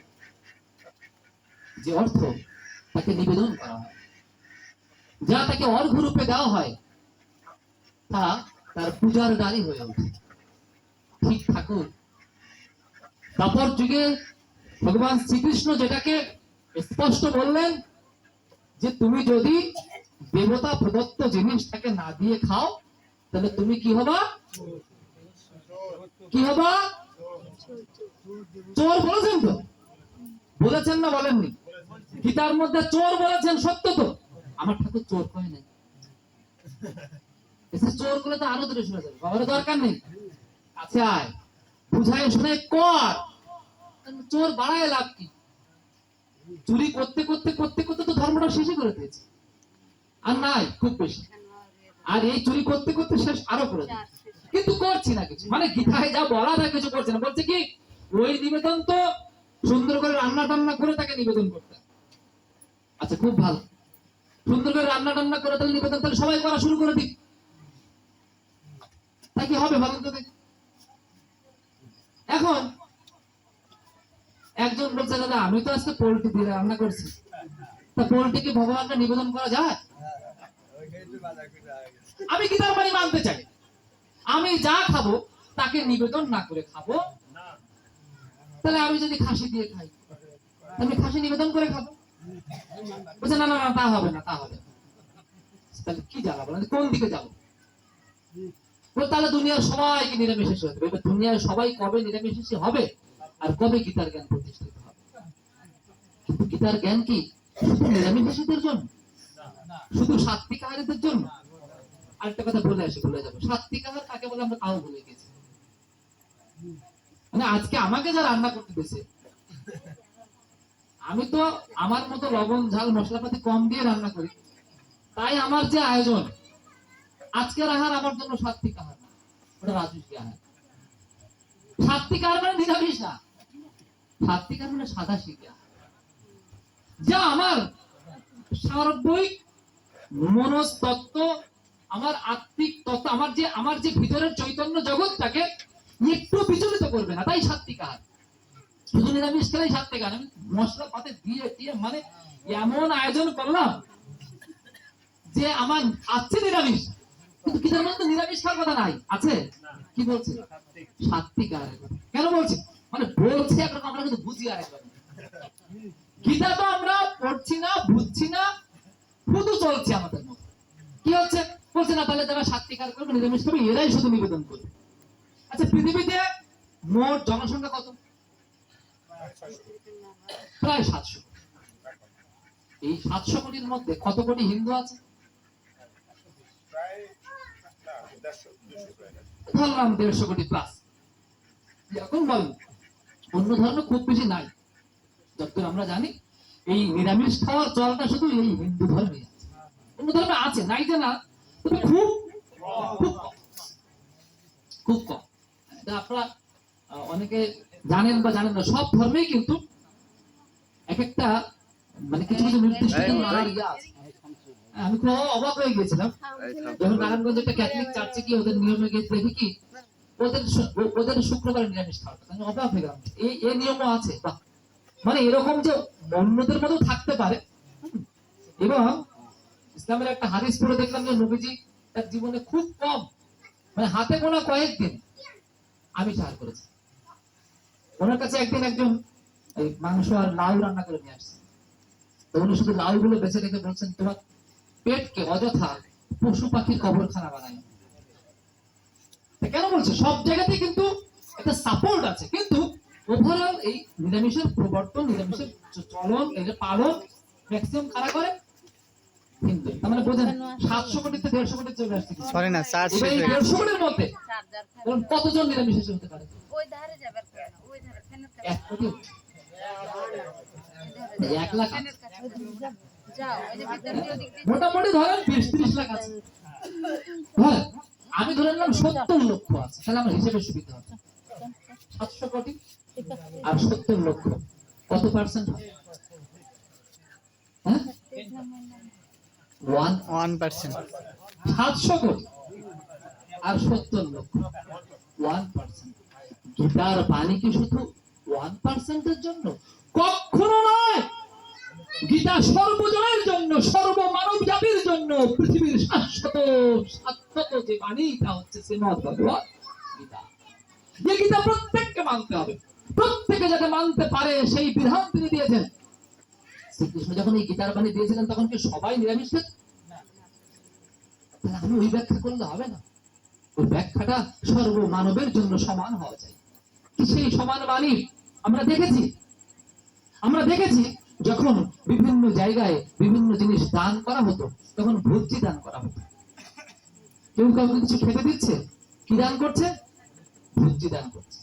এবার সে ভোজ্যি সে ওখানে রান্না করেও খেতে পারে, তার বাড়িতে গিয়েও রান্না করে। এখনো দেখবেন শ্রাদ্ধের বাড়িতে গিয়ে ইয়াতে গিয়ে যে ব্রাহ্মণ শ্রাদ্ধ না আমার ভোজ্যিটা আমাকে দিয়ে দেয়, সে ওখানে রান্না করে খেতেও পারে, নাও খেতে পারে। তার মানে কি আমি তাকে দিলাম না? আমি তাকে দিলাম। আমি আমিষাসী হই, নিরামিষাসী হই, পাপী হই, পুণ্যবান হই, ছোট হই, বড় হই, নারী হই, পুরুষ হই, আমার দান করার অধিকার আছে, নতুবা আমি চোর হয়ে যাব। আমাকে প্রতিদিন যা খাওয়াতে হচ্ছে, ভগবান যা খাওয়াচ্ছেন, দেবতারা যা আমাকে দিচ্ছেন, আমি তা তাকে না দিয়ে কি করে খাই? সত্যিই তো ঠাকুর বলছেন, তুমি প্রতিদিন যে ভাত খাচ্ছ, তুমি প্রতিদিন যা গ্রহণ করছো, তার অগ্রভাগ ওই ভাতের প্রথম মুষ্টি ভাত, মানে প্রথম মুষ্টি চাল, তুমি তাকে দাও। ঠাকুর আমি তো সারাদিন খেয়ে থাকবো তোমার নামে, তোমার জন্য আমি পৃথিবীতে টিকে থাকবো, তুমি আমার ভালো মন্দের কর্তা, তাই তোমার জন্য আমি প্রথম মুষ্টি চাল নিবেদন করছি। তুমি জানো আমার পরিবারের সকলকে সুখে রেখে সকলের মুখে মুষ্টি মুষ্টি অন্ন দিয়ে দিতে পারো। এই নিবেদন কি পাপ? এইটাই সর্বশ্রেষ্ঠ পুণ্য রয়েছে গীতার মধ্যে। বলছেন যদি এটুকু তুমি না দাও, তুমি চোর হয়ে যাবে। আমার সৎসঙ্গের দীক্ষা নেওয়ার দরকার নেই। আপনি আপনার গুরুর নামে 1 মাস ইষ্টভীতি করে রাখেন। আপনি যে মতে থাকেন, যাকে অনুসরণ করেন, আপনি তার নাম স্মরণ করে প্রতিদিন সকালে ঘুম থেকে উঠেই ভক্তি ভরে নিবেদন করে ইষ্টভীতি করে রাখেন। আর ঠিক মাসান্তে ওটা পাঠিয়ে দেখেন, আপনার মনের মধ্যে এমন একটা ভাবের পরিবর্তন হবে, যে ভাব আপনার মধ্যে ওই আগ্রহ, আপনার মধ্যে ওই অনুশাসন, আপনার মধ্যে ওই আধার তৈরি করতে করতে করতে আপনাকে তার চরণের দিকে আসতে হবে। তার মানে আপনার মধ্যে ভক্তি ভাবের উদয় হতে থাকবে। ওটা ইচ্ছা করে উদয় হওয়া যায় না, ওটা ইচ্ছা করে হয় না। যে স্টুডেন্ট স্কুলে যায়, ক্লাস করে না, স্কুলে যায় হোমওয়ার্ক করে না, স্কুলে যায় স্যারের পড়া দেয় না, যার এই সমস্ত অনুশীলন নেই, সে কখনো ভালো স্টুডেন্ট হয়ে উঠতে পারে না। তার কখনো টিচারের প্রতি ভক্তি শ্রদ্ধা জন্মাতে পারে না। ওটা জন্মানোর উদ্দেশ্যই হচ্ছে, ঠাকুর বলছেন, তার ভৎসনার ভয় রাখার চেয়ে ভালোবাসার ভয় রাখা ভালো। আজকে আমাদের সমস্যা হয়ে গিয়েছে, আমরা ভৎসনার ভয়ে চলে গিয়েছি, ভালোবাসার ভয়ে নাই। আমরা তো তাকে পর করে দিয়েছি। আমরা মনে করেছি ভগবান তো এখানে নয়, ভগবান আকাশে থাকেন। বার্নার্ড শ বলছেন, beware of those men whose God in the sky। যাদের ভগবান আকাশে থেকে, তাদের থেকে সাবধান হও। আকাশের ভগবান মাটিতে এসে তোমাদের কিছু শেখাবে না। ঠাকুর মাটির ভগবান, মাটির পৃথিবীতে এসে আমরা যারা মাটির ধরায় জন্মেছি, গারস্থ ধর্ম পালন করছি। ভাগবত বলছে কলিযুগের শ্রেষ্ঠ ধর্ম গারস্থ ধর্ম। কি করে সেই গারস্থ ধর্ম পালন করে এই মাটির ধরায় সুখের সংসার গড়তে হবে, সেজন্য তো আসা। আর তাই তো তিনি এসে কি করলেন? তিনি আমাদের খাঁটি নিতাই করলেন। ঠাকুর বলছেন, আমি নিতাই চাই, নিতাই। গৌরাঙ্গ মহাপ্রভু তো নিতাই চেয়েছিলেন, তিনি নিজে সন্ন্যাস নিয়েছেন, কিন্তু পঞ্চতত্ত্বের আর কাউকে সন্ন্যাস নিতে দিয়েছেন? ভালো করে বুঝবেন, গৌরাঙ্গ মহাপ্রভু নিজে সন্ন্যাস নিয়েছেন, প্রয়োজন হয়েছিল তাই, কিন্তু পঞ্চতত্ত্বের আর কেউ কি সন্ন্যাস নিয়েছে? গীতার মধ্যে 5ম অধ্যায় সন্ন্যাস যোগ পড়ে দেখলে দেখা যাবে, সন্ন্যাস যোগটা বলা হচ্ছে তা সংসার ছেড়ে যাওয়া নয়। তাহলে ওখানেও আমরা গীতাকে ব্যত্যয় করছি, ওখানেও আমরা গীতাকে মানছি না, ওখানেও আমরা গীতার উল্টো পথে চলছি। সংসার মানে তার সংসার, সংসার মানে তার জিনিস, এটা তার ঘর, তার কর্ম, এরকম করতে করতে করতে করতে সন্ন্যাস হয় 5ম অধ্যায়ে বলা। মানে কি? তুমি কর্ম করে যাও, কিন্তু তুমি তার মনে করো। তাই তো ঠাকুর বলছেন, দেখো প্রতিদিন যখন ইষ্টভীতি নিবেদন করতে হয়, ওই অর্ঘ্য নিবেদন করে সর্বশেষে আকুতি নিয়ে বলতে হয়, হে ইষ্ট, হে আচার্য, হে আমার প্রিয় পরম, আমার এই শ্রদ্ধাকে তোমাকে আহুতি দিচ্ছি। ঠাকুর তুমি আমাকে গ্রহণ করো, আমার এই দুটো 4 টাকা দিয়ে কিছু হবে না, তুমি আমাকে গ্রহণ করো। জীবনের শেষ প্রান্তেও যেন আমি তোমার চরণ পদ্মে একটা পুষ্প হয়ে উঠতে পারি, তাহলেই আমার জীবন সার্থক। একে বলে ইষ্টভীতি। ইষ্টভীতি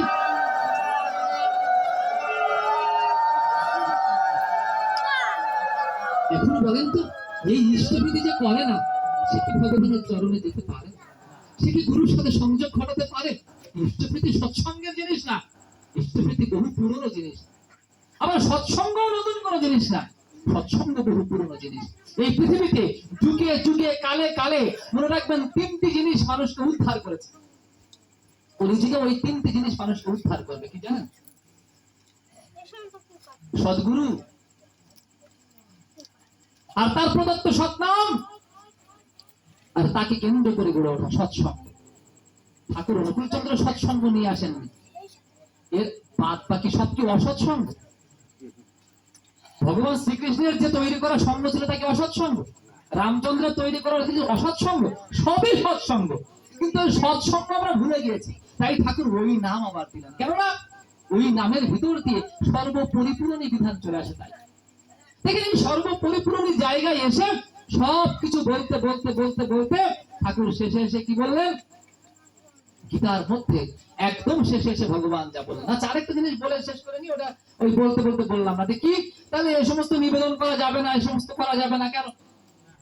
আমি যদি সত্যিকারের সাত্বিকারী হই, অমুক হই তমুক হই, তারপরও নিবেদন করার জন্য যে বিধানগুলো শাস্ত্র বলছে, অর্থাৎ আমার বেদ, উপনিষদ, পুরাণ, মনুসংহিতা, স্মৃতিশাস্ত্র, সেক্ষেত্রে নিবেদন করতে গেলে অনেক যোগ্যতা সম্পন্ন হওয়ার পর তখন করা যায়। মনে রাখতে হবে, মনে রাখতে হবে ভগবান শ্রীকৃষ্ণ সবার হাতের খাননি।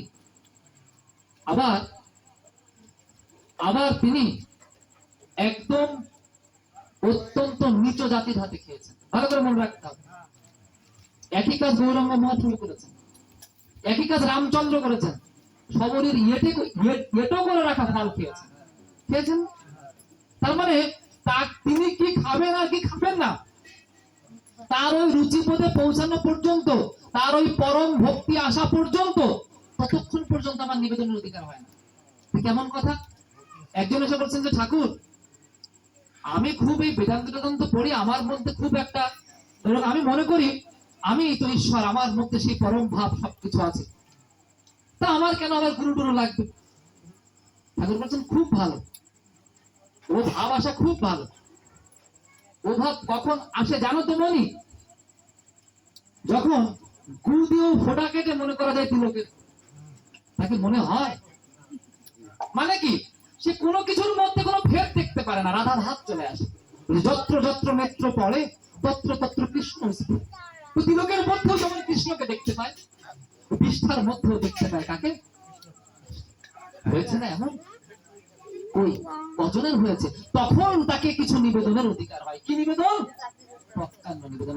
এর আগে হয় না, এত সহজ নয়, শুধু ধীরে ধীরে হয় না। গীতার মধ্যে স্পষ্টত ভগবান বলছেন, কি দিক তুমি আমাকে ভক্তি করে কি দিতে পারবে জানো? পত্রং পুষ্প ফুলং ফলং, স্পষ্ট বলছে গীতার মধ্যে। এই চারটে জিনিস আমাকে দাও। পত্র মানে কি পাতা, যে যে পাতায় তুষ্ট, কেউ তুলসী পাতায় তুষ্ট হচ্ছে, কেউ বেল পাতায় তুষ্ট হচ্ছে, যে যে পাতায় তুষ্ট হয় তাকে সেই পাতা দেওয়া যায়। আর কি পুষ্প মানে ফুল, কেউ চায় লাল ফুল, কেউ চায় সাদা ফুল, কেউ চায় নীল ফুল, যে যে ফুলে তুষ্ট হয়। ফুল, এরপরে ফল আর জল। আচ্ছা, তাহলে এর বাইরে তো গীতার মধ্যে কিছু দিতে বলে নাই, তুমি জোর করে কেন এই নিয়ম ঢুকাচ্ছ? অন্তত যে গীতায় আছে তাই তো মেনে পারতেছি না, আমি গীতার বাইরে আবার নতুন নিয়মে যাবো কেন? ঠাকুর এসে তাই বলছে, আর কিছু না। তোমরা গীতায় আসো আগে, ওই গীতার পথে না চলে সৎসঙ্গ বহু পরের কথা, আগে গীতার মধ্যে ঢোকাছে। তাই একই নিয়ম ওখানে দিচ্ছেন ঠাকুর, আলাদা কিছু নয়। সৎসঙ্গ নতুন কিছু বলছে না। আর একদম শেষে মুখ্য যুগে ভগবান শ্রীকৃষ্ণ অর্জুনকে বলছেন যে অর্জুন, তুমি যদি সব ভুলে যাও, তিনটা জিনিস ভুলো না। কি কি? যজ্ঞ, দান, তপস্যা। সব ভুলে গেলে এই তিনটা জিনিস তুমি ভুলতে পারবে না। তোমাকে নিত্য করতে হবে, নিত্য যজ্ঞ করতে হবে, নিত্য তপস্যা করতে হবে, নিত্য দান করতে হবে। আচ্ছা বলেন তো, যজ্ঞ করা কি চারটি কেন কথা? প্রতিদিন যজ্ঞ করা যায়? হ্যাঁ যায় দাদা? যায়। দাদা বলছেন যায়, তাহলে যায়। প্রতিদিন তপস্যা করা যায়? এই সংসার টংসার অমুক তমুক সব রেখে প্রতিদিন তপস্যা করা যাবে? যাবে? যা, দাদা বলছে যাবে, তাহলে যা। আর প্রতিদিন কি করতে হবে? দান করতে হবে। এখন কি দান, কি কি যজ্ঞ আর কি তপস্যা, বলছে নিত্যকর্ম এগুলো কি প্রতিদিন করতে হবে। গীতার মধ্যে ভগবান শ্রীকৃষ্ণ অর্জুনকে বলছেন, কিন্তু ঠাকুর ঠাকুর পর কি সেগুলো যজ্ঞ বলতে আমরা যা বুঝি, তুমি হোম করে অমুক তমুক করে যজ্ঞ করা বা এই নাম যজ্ঞ বা এই যজ্ঞ করা সম্ভব না, সত্য। এটা আমি যতটাই চিন্তা করি না কেন সম্ভব না। এখন দেখতে হবে যজ্ঞের মূল জিনিসটা কি। যজ্ঞের মূল জিনিস হচ্ছে আহুতি করা, নিজেকে আত্মসমর্পণ করা, আর কিছু না। আর তাই ঠাকুরের ইষ্টভূতির ভিতর দিয়ে আমাদের আত্মসমর্পণ করাচ্ছেন। প্রতিদিন যে সৎসঙ্গের দীক্ষা নিয়েছে, চিন্তা করে দেখেন, সে যদি শুধু ইষ্টভূতিটা মানে, সে প্রতিদিন সকালে ঘুম থেকে উঠেই কাকে স্মরণ করছে? ঠাকুরকে স্মরণ করছে, ভগবানকে স্মরণ করছে, ঠিক তো? করা লাগছে, কারণ ইষ্টভূতি করা লাগছে। তাকে প্রণাম করে ভক্তি ভরে একটা মন্ত্র উচ্চারণ করে আবার নিবেদনও করছে।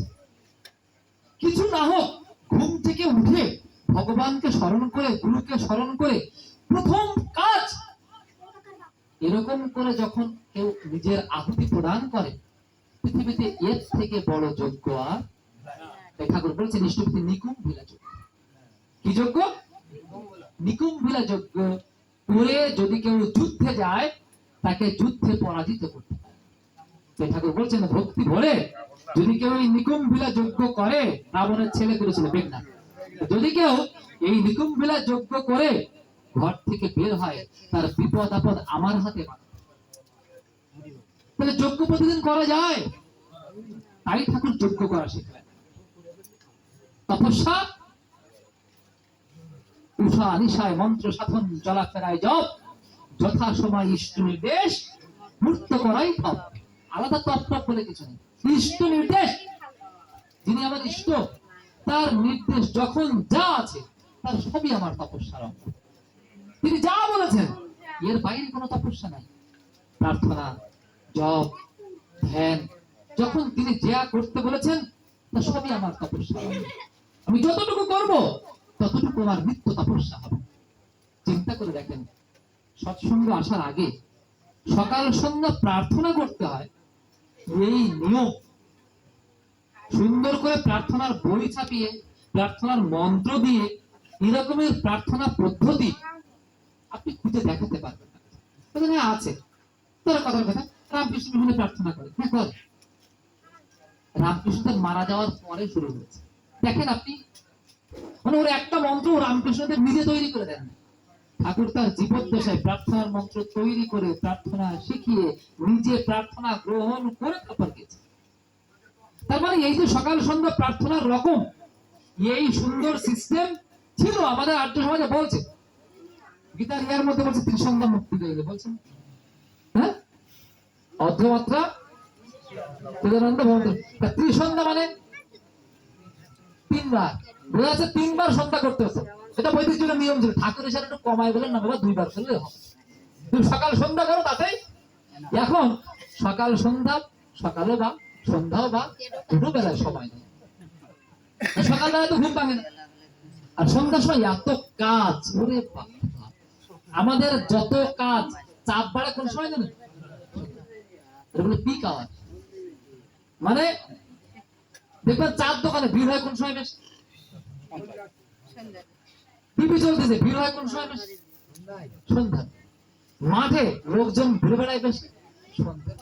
দেখবেন কারো বাড়িতে গিয়ে দুপুরবেলা যেমন দেখবেন অত কাজ টাজ করে, সকালবেলায় টুকটাক যারা করে করে, রাত্রিবেলাও দেখবেন, সন্ধ্যার সময় দেখবেন সব সফর করছে। এটা বাস্তবতার কথা বলছে। মানে সন্ধ্যার সময় যে সময় স্থির ভাবে একটু ভগবানের চরণে বসবো, একটু প্রার্থনা করবো, ওর ভালো সময় নাই, ওই সময় ব্যস্ত খুব, অথচ সারাদিন আর ব্যস্ত। আর কি হয়, যে বাড়িতে একটু কোনোদিন সাজের প্রদীপ দেয়, দেয় কে? প্রত্যেক দিন প্রত্যেক বাড়িতে সবাই কি প্রদীপ দেয়? না, আমরা তো কিছু দেই, আমরা কে দেয়? একটা বাড়িতে প্রদীপ দেয় কয়জন? ধরেন বাড়িতে 5 জন লোক আছে, এখন একজন মা সে প্রদীপ দিচ্ছে, বাকিরা কি করছে? রাত্রেবেলা যখন রান্না করে বলছে ওই মা দেয়, ওতেই সবার হয়ে যায়। রাতে যখন রান্না করে মা যদি রান্না করে মনে করে আমি খেয়ে ফেলি, সবার খাওয়া হয়ে যাবে। হয় না? তা মা যদি নিজে সবার খাওয়া খেলে সবার খাওয়া না হয়, তা শুধু মা সন্ধ্যা প্রদীপ দিলে সবার কি করে সন্ধ্যা হয়ে যায়? এই কুসংস্কার থেকে, এই গ্লানি থেকে, এই যে ধর্মের নামে অধর্ম, এখান থেকে বের করার জন্য তার আশা। এ যেমন তেমন ভগবান না, এটা অন্যতম কঠিন ভগবান। এই এত সহজে পাওয়া যাবে না। গীতার মধ্যে কি বলছেন জানেন ভগবান? বহুনাম জন্মরমন্তে কেন মানাং মাং প্রপদ্যন্তে বাসুদেবং সর্বমিতি সমহাত্মা সুদুর্লভ। বলছে সেই ব্যক্তি সুদুর্লভ, সবার ভাগ্যে অনুকূল জুটবে না। এত সোজাই ভগবান না, বহুজন তাকে ধরে ছেড়ে দেবে, আবার বহুজন ছুটে ছুটে তার কাছে চলে আসবে। যার দরকার জীবনের পথ, যার দরকার সনাতন ধর্ম, যার দরকার গীতার পথে চলা, যার দরকার পৃথিবীতে সুন্দর মানুষের মতো মানুষ হয়ে বেড়ে ওঠা, সে এই ছাড়া অন্য কোনো পথে যেতে পারবে না। কারণ গীতার বাইরে অন্য কোনো পথ নেই, সৎসঙ্গের বাইরে অন্য কোনো মত নেই, সৎসঙ্গ নতুন কোনো মত নয়। সবকিছু একাকার করে নিয়ে ঠাকুর এসে সবার পূরণ করে একটা সুন্দরতম সমন্বয়ের বিধান দিয়েছেন মা। এর বাইরে যাওয়ার জায়গা নেই। কিন্তু আমরা বিশ্বাস করতে পারছি। আর অর্জুন বিশ্বাস করতে না পেরে কি করেছিল? তাকে নিয়ে গিয়েছিল গঙ্গা স্নান। ওই গল্প বলতে বলতে এখানে চলে আসলাম, এখন শেষ করে দিচ্ছি। কি হলো? ওইখানে অর্জুন যখন অবিশ্বাস করছে, ভগবান তখন মায়ার জালে বিদ্ধ করে ওই গঙ্গা তীরে একটা মরা শুয়ে রেখেছে। আর ওই মরাটাকে যে দুজন লোক নিয়ে আসছে, ওরা এনে আনার পরে কি ব্যাপার, আগুন তো আনবে। এখন দাহ করবো, তা আগুন এনে নাই তাহলে বিপদ। এখন শ্মশান ঘাটে একা একা, এ বলছে তাকে আমি একা থাকতে পারবো না, ও বলছে আমিও একা থাকতে পারবো না। ভারী বিপদ। এখন একা থাকতে ভয় পাচ্ছে, কারণ আগুন আনতে যাবে। তো অর্জুন দূর থেকে বলছে না তাহলে সখা ওর মনে কোনো বিপদে পড়েছে, আমি দেখি। তা বলছে ঠিক আছে যাও। বলছে কি হয়েছে? বলে আমরা আগুন আনতে। ঠিক আছে তোমরা যাও, আমি আছি। অর্জুন দূরে দাঁড়িয়ে আছে, পাহারা দিচ্ছে। দেখে যে একটা কুকুর ঘুরঘুর করছে, দেখছি কি করে। যদি কুকুরটা খেতে যায় তখন আমি বাধা দিই। অনেকক্ষণ ধরে ঘুরঘুর করছে, খায় না। আর দূরে একটা ছোট কুকুর বসে আছে। দেখবেন বিভিন্ন, এই যে আজকেও যখন প্রভাত বেঁচে যেতে যাবে, প্রভাত যখন ফেলে দেয়, যেহেতু শক্তি ফেলে কুকুর, ওই কিন্তু আগে খায়। ও খাওয়া দাওয়ার পরে যদি ভাগে থাকে, তাহলে ছোট ছোট গুলো খায়। এখন বড় কুকুর ঘুরছে, খায়। ছোটটা ভাবছে, ওয়েট করছে, খেয়ে দেখে থাকলে খাবো। এখন অনেকক্ষণ টাইম চলে যাচ্ছে, ও না বেড়ে বলছে তুই খাস না, খা নাহলে যা। মায়া বলে অর্জুনকে তার জ্ঞান কর্ণ দান করেছেন, জ্ঞান চক্ষু দান করেছেন কে? এবার জ্ঞান কর্ণ দান করলেন কে? শ্রীকৃষ্ণ। যাতে ওদের কথা ও বুঝতে পারে, শুনতে পারে, ওই পশুকুলের কথা যেন বুঝতে পারে। তাই ওদের কথা শোনাচ্ছেন কাকে? অর্জুন। অর্জুন শুনতে পাচ্ছে। দেখি তো কি বলছে ওরা। বলছে কি ব্যাপার, খাচ্ছিস না কেন? বলছে না আমি খাবো না, তুই খা। বলছে কেন খাবি না? বলে দেখ আমি ওর সারা জায়গা শুকলাম, শুকে দেখলাম ওর পায়ে যখন শুকলাম, দেখি পা নিয়ে পৃথিবীতে ও জন্মেছে, মারাও গেল, কিন্তু এই পা নিয়ে ও কখনো কোনো ধর্মসভায় যায়, এই পা নিয়ে ও কখনো কোনো মানুষের উপকার করেনি, এই পা নিয়ে ও কখনো কোনো মানুষের পাশে গিয়ে দাঁড়ায়। ও এরই পা আমি হজম করতে পারি। আমি ওর হাত শুকে দেখলাম, এই হাত দিয়ে ও কখনো কোনো ভালো কাজ করেনি, এই হাত দিয়ে ও কখনো ভগবানের চরণে কোনো অর্ঘ্য প্রদান করেনি, এই হাত দিয়ে ও কখনো কোনো মানুষের পাশে কারো সাহায্যের জন্য, উপকারের জন্য দাঁড়ায়নি। এই হাত আমি খেতে পারবো না। আমি ওর মাথা শুকে দেখলাম, এই মাথার মধ্যে শুধুমাত্র কূট বুদ্ধি, হিংসা এইসব দিয়ে ভরা। এই মাথার মধ্যে কোনো ভক্তি শ্রদ্ধার চাষ নেই। এই মাথা আমি খেতে পারবো না, ও তুই খা। ওই ছোট্ট কুকুরটা বলছে ভাই এ লোকটা এত পাপী, হ্যাঁ জীবনে একটু পুণ্য করে নাই। তখন বড় কুকুরটা বলছে আরে বাবা এ আর কি পাপী, এর থেকে বড় পাপী কে জানিস? বলছে কে? বলছে এর থেকে বড় পাপী হচ্ছে অর্জুন। সর্বনাশ, অর্জুনকে কান দিয়েছে, কান দিয়ে বিপদ। বলছে অর্জুনের কি হলো? সে তো শুনেছি ধনুর্ধারী, ভগবানের নির্দেশে ধর্ম যুদ্ধ করলো। বলছে সবকিছু করেছে ঠিক আছে, কিন্তু এত কিছু করে যে ভগবানের নির্দেশে ধর্মযুদ্ধ করলো, ও এখন মনে করছে তাতে পাপ হয়েছে। ভগবানকে নিয়ে ও এসেছে কোথায়? গঙ্গা স্নান। না অর্জুন তখন বুঝতে পেরেছে তো অবিশ্বাস করে ফেলেছে, মহা ভুল করে ফেলেছে। ও পিছন দিকে তাকিয়ে সারথীর দিকে মানে শ্রীকৃষ্ণের দিকে দৌড় দিয়ে গিয়ে প্রণাম করবে, পিছন দিকে তাকিয়ে দেখে রথ নেই, শ্রীকৃষ্ণ নেই।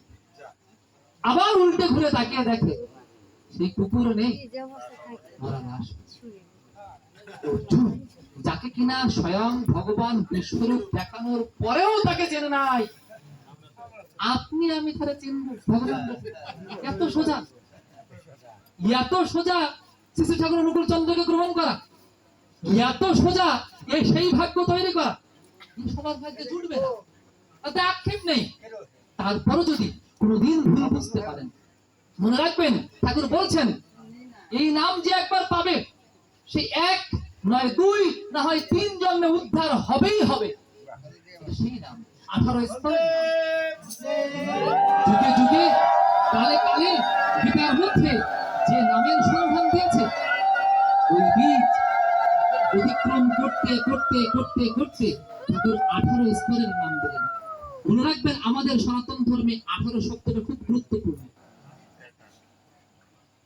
কি গুরুত্বপূর্ণ? গীতায় কয়টা অধ্যায়, কতগুলো পুরাণ আছে? 18 এরকমের 6-7টা প্রশ্ন করবো, সব উত্তর আসবে কি জানেন?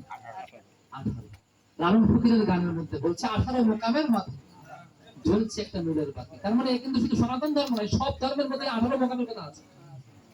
এটা এমন জায়গা যা সবাই স্বীকার করছে, মানে পৃথিবীর প্রত্যেকটা ধর্ম ওই 18 স্তরের কথা বলছে। কেউ একজন বলুক ঠিক আছে ঠাকুর অনুকূল চন্দ্রকে ধরবো না, আরেকজন বলুক যে হ্যাঁ এটা 18 স্তরের নাম, তা কেউ বলছে না। তার মানে জানলে না বলবে, তাহলে বুঝতে হবে তত্ত্বত পুরুষ তিনি ওই 18 স্তরের বীজ মন্ত্র নিয়ে আসলেন। এটা নতুন কিছু নয়, ওই যে বীজ মন্ত্র স্মরণের কথা গীতার মধ্যে বলা হচ্ছে ওইটারই 18 স্তরের নাম। কি নাম? সত্য হরি নাম, তাই রাম নাম, দাপরে কৃষ্ণ নাম, আর কলিযুগে সেই 18 স্তরের রাধা নাম। বিভিন্ন মন্দিরে যান, রাধা গোবিন্দ মন্দির, ঠিক না ভুল?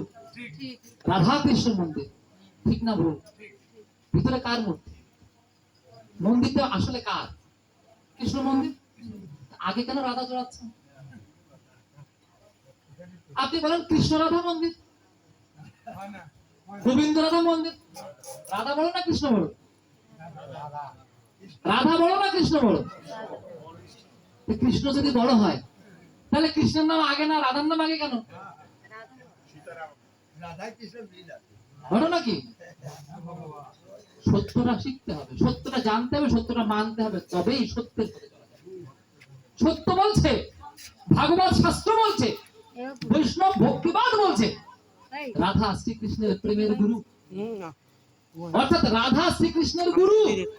শ্রীকৃষ্ণের যখন নিজের অভাব জাগত কি এই ভক্তি রস আস্বাদনে, তখন ওই রাধা নামের ভিতর দিয়ে তিনিও সেই রস আস্বাদন করতেন। বলা হয় তিনি যে বাঁশির সুর বাজাতেন ওটা রাধা সুর। কি সুর? রাধা সুর। রাধা সুর মানে আসলে কি রাধা বলে কোনো মেয়ে ছিল? লাদিনী শক্তি আপনার আমার প্রত্যেকের মধ্যে রাধা সুর আছে, আপনি আমি জানি না। যখন জানে কেউ তখন ওই তার ওই জিনিস ছাড়া, ইষ্টের কর্ম ছাড়া আর কিচ্ছু ভালো লাগে না। বলছে ব্রহ্মানন্দং পরম সুখদং কেবলং জ্ঞানমূর্তিম দ্বন্দ্বাতীতং গগন সদৃশং এই তত্ত্ব, পরম তত্ত্ব দেখা যায়, বোঝা যায় কখন? ব্রহ্মানন্দ লাভ হয়, পরম সুখ পরমানন্দ লাভ হয়। ছোট ছোট আনন্দ, একজনের চাকরি হয়ে গেল আনন্দ হয় না, একজনের মেয়ের বিয়ে ঠিক আনন্দ হচ্ছে, এগুলো সব ছোট ছোট আনন্দ। মানে চাকরি হলে যেমন আনন্দ, আবার চাকরি চলে গেলে বিয়ে হলে আনন্দ, আবার বিয়ে ভাঙলে, কিন্তু এটা পরমানন্দ। মানে কি যদি কারো একবার পরমানন্দ আসে, ঠাকুর বলছেন যে ইষ্ট তাকে যে অবস্থায় রাখুক তার মধ্যে সে আনন্দ পায়। ইষ্ট যদি আমাকে খুব কষ্টে রাখে, আমি ও তুমি আমাকে কষ্টে রেখেছো, খুব ভালো, তুমি কত ভালো আমাকে কষ্টে রেখেছো, এই কোন আনন্দ। এই আনন্দ যখন একবার মানুষের জীবনে চলে আসে তখন ওই গুরুর ভিতর দিয়ে সে এই পৃথিবীকে, এই বিশ্ব জগৎকে জয় করতে শিখতে পারে। আর তাই তো আমরা চাই আমরা চাই এই দুনিয়ায়, দেখেন বর্তমান পৃথিবীতে টাকা পয়সার অভাব নাই খুব বেশি। আগে এক সময় অভাবে মানুষ মারা যেত, এমন বহু শোনা গিয়েছে। সারা বছর একটা শাড়ি পরে কাটিয়েছে এমন বহু মা ছিল আগে। এখন এমন কাউকে খুঁজে পাবেন না। যে ভিখারি তারও দেখবেন ঘরের মধ্যে শাড়ি জমা আছে। সত্য বলছে। আগে এক সময় একটা না দুইটা না মানে অনেকগুলো গ্রাম মিলে একজন বিয়ে পাস করতো। একটা গ্রামে কেউ বিয়ে পাস করলে বহু দূর থেকে দেখতে আসতো। আর এখন একটা ঘরের মধ্যে 14 ঘন্টা বিয়ে পাস, কিন্তু জ্ঞান নেই। ছোট্ট একটা গল্প দিয়ে শেষ করবো, কথা বললে শেষ হবে না, বুঝছেন? ওটা আবার কোনো একদিন যদি আসি বলবো। ছোট্ট একটা গল্প। ঠাকুরের ওখানে ঠাকুরের বিভিন্ন যারা তার কর্মে সহযোগিতা করতেন, এরকম বিভিন্ন দাদারাও ছিলেন, মায়েরাও ছিলেন। এক মা কালী ষষ্ঠী, কালী ষষ্ঠী মার ছেলে ছিল, ছেলেটার নাম মনে আসছে না। তো ও ছোটবেলা ওর মানে বাবা নাই, তাই ছোটবেলা থেকে ওই ঠাকুরের ওখানে মানুষ। কালী ষষ্ঠী মা বৈশ্য ছিলেন, মানে ব্যবসায়ী। হ্যাঁ, তা ওই একটা ব্যবসা করে দিয়েছিলেন। তা ছোট মানুষ তো একটা ম্যানেজার রেখে দিয়েছে, সেই ম্যানেজার সব দেখাশোনা করে। তাই একটু বড় হতে হতে হতে হতে একদিন ওই ম্যানেজারকে ওই ছেলেটা তাড়াই দিচ্ছে। সে বলছে আমি বড় হয়ে গেছি মা, এই ম্যানেজারকে শুধু শুধু টাকা দিয়ে পুষবো কেন, দরকার নেই, বরং ও যাক, আমি ব্যবসা টাকাবো। খুব ভালো। ঠাকুর মাঝে মাঝে খোঁজ খবর নেন যে কালী ষষ্ঠী তোর তাহলে খবর কি, হ্যাঁ ব্যবসা কেমন চলতেছে, খুব ভালো। এরকম কিছুদিন পরে বলছে যে কি খবর রে, ব্যবসা কেমন চলছে? বলছে ঠাকুর আর বলেন না, ও মনে তো সেই ম্যানেজারকে তাড়াই দিচ্ছে। বলে কেন? বলে বলছে আমি বড় হয়ে গেছি। তাই ওকে এক তো কই আছে আমার কাছে পাঠাতে, ওকে আবার ডেকে ডেকে ঠাকুরের কাছে পাঠাই। বলছে আরে কি খবর, তোর ব্যবসা কি শুনলাম? বলছে হ্যাঁ ঠাকুর, আমি তো বড় হয়ে গেছি, তা আমি ওই ম্যানেজারটা বাদ দিচ্ছি, এখন আমি আমার ব্যবসা চালাবো। বলছে তাই নাকি, তো খুব ভালো। এই চেরি গাছ দেখি ঠাকুরের ওখানে, মানে ঠাকুর লাইন দিয়ে চেরি গাছ লাগিয়েছিলেন একটা দালানের একদম গা দিয়ে, 50টা চেরি গাছের চারা এনে একদম অনেক চেরি চেরি চেরি ফল ধরেছে। বলছে ওই ওখান থেকে সব থেকে বড় চেরি ফলটা নিয়ে খুঁজে খুঁজে খুঁজে খুঁজে খুঁজে সব থেকে বড় চেরি ফলটা নিয়ে আসছে, ধুয়ে ফেলতে। খা তো দেখি। তো খেয়েছে, কেমন লাগে রে? ঠাকুর কষ কষ। বলছে কেন? তোকে বললাম সব থেকে বড়টা আনতে। বলে সব থেকে বড়টাই, কিন্তু কষ কষ। বলছে কেন রে? ঠাকুর পাকেনি। তুমিও সারা বড় হয়েছো, পাকনি। পাকা এক জিনিস, বড় হওয়া আরেক জিনিস। আমরা সনাতন ধর্মে অনেক বড় হয়েছি, কিন্তু গুরু না ধরলে পাকা যায় না। আর না পাকলে সে ফল সুমিষ্ট হয় না, সে ফল আস্বাদনে নিজেরও কল্যাণ হয় না, আর আমাকে ধরে যে ব্যক্তি দম্পতি গৃহ সমাজ রাষ্ট্র চলে তারও কোনো কল্যাণ হয় না। ঠাকুর বলছেন তুমি আগে আদর্শ হও, উদাহরণ হও নিজে, তুমি সঞ্চারণতা করো সবে, জেগে উঠুক জন্মভূমি। এই তো নিয়ম, এর ভিতর দিয়ে চলতে হবে আমাদের। তাই এখনো অনুরোধ করছি, যারা দীক্ষিত হননি এই মুহূর্তে দীক্ষা নেবেন, কালকেই দীক্ষা নেবেন, প্রতি সত্তর দীক্ষা নেবেন। যারা ঠাকুরের এই পথ এখনো বোঝেননি, মনে রাখবেন এই রাধা নাম ছাড়া উপায় নেই। কলিযুগের সর্বশ্রেষ্ঠ নাম রাধা নাম। একবার হরি নাম, একবার রাম নাম, একবার কৃষ্ণ নাম, এই 3 নাম যোগ করলে যে শক্তি হয়, একবার রাধা নামে ওই শক্তি।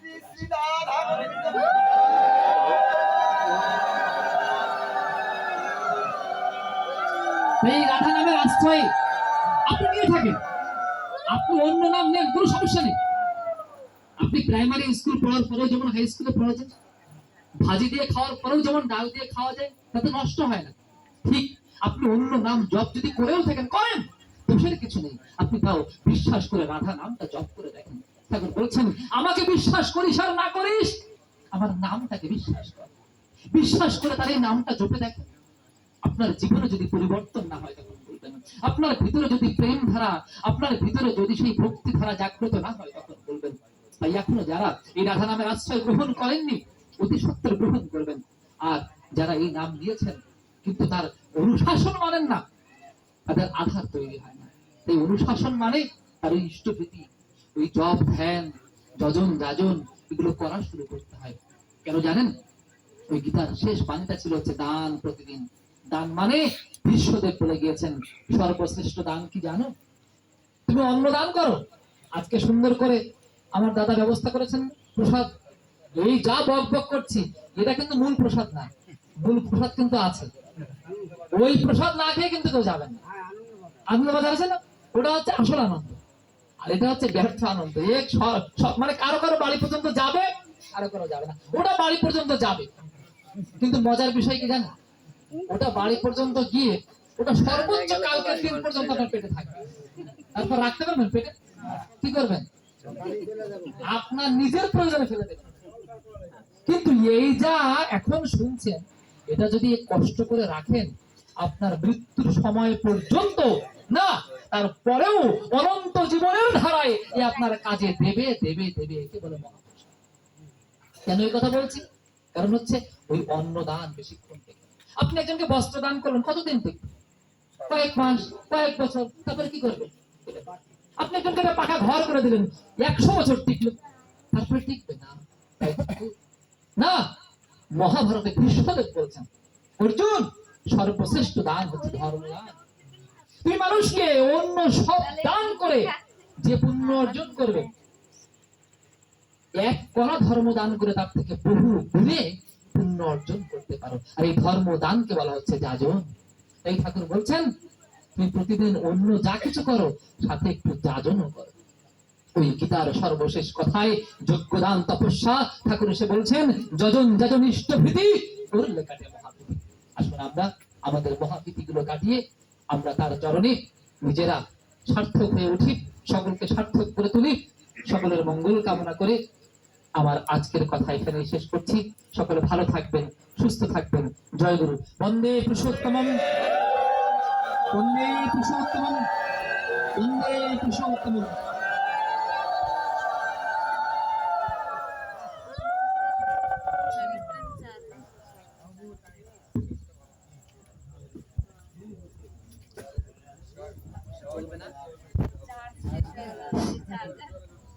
ওই পাশে না, একটু ওই পাশে।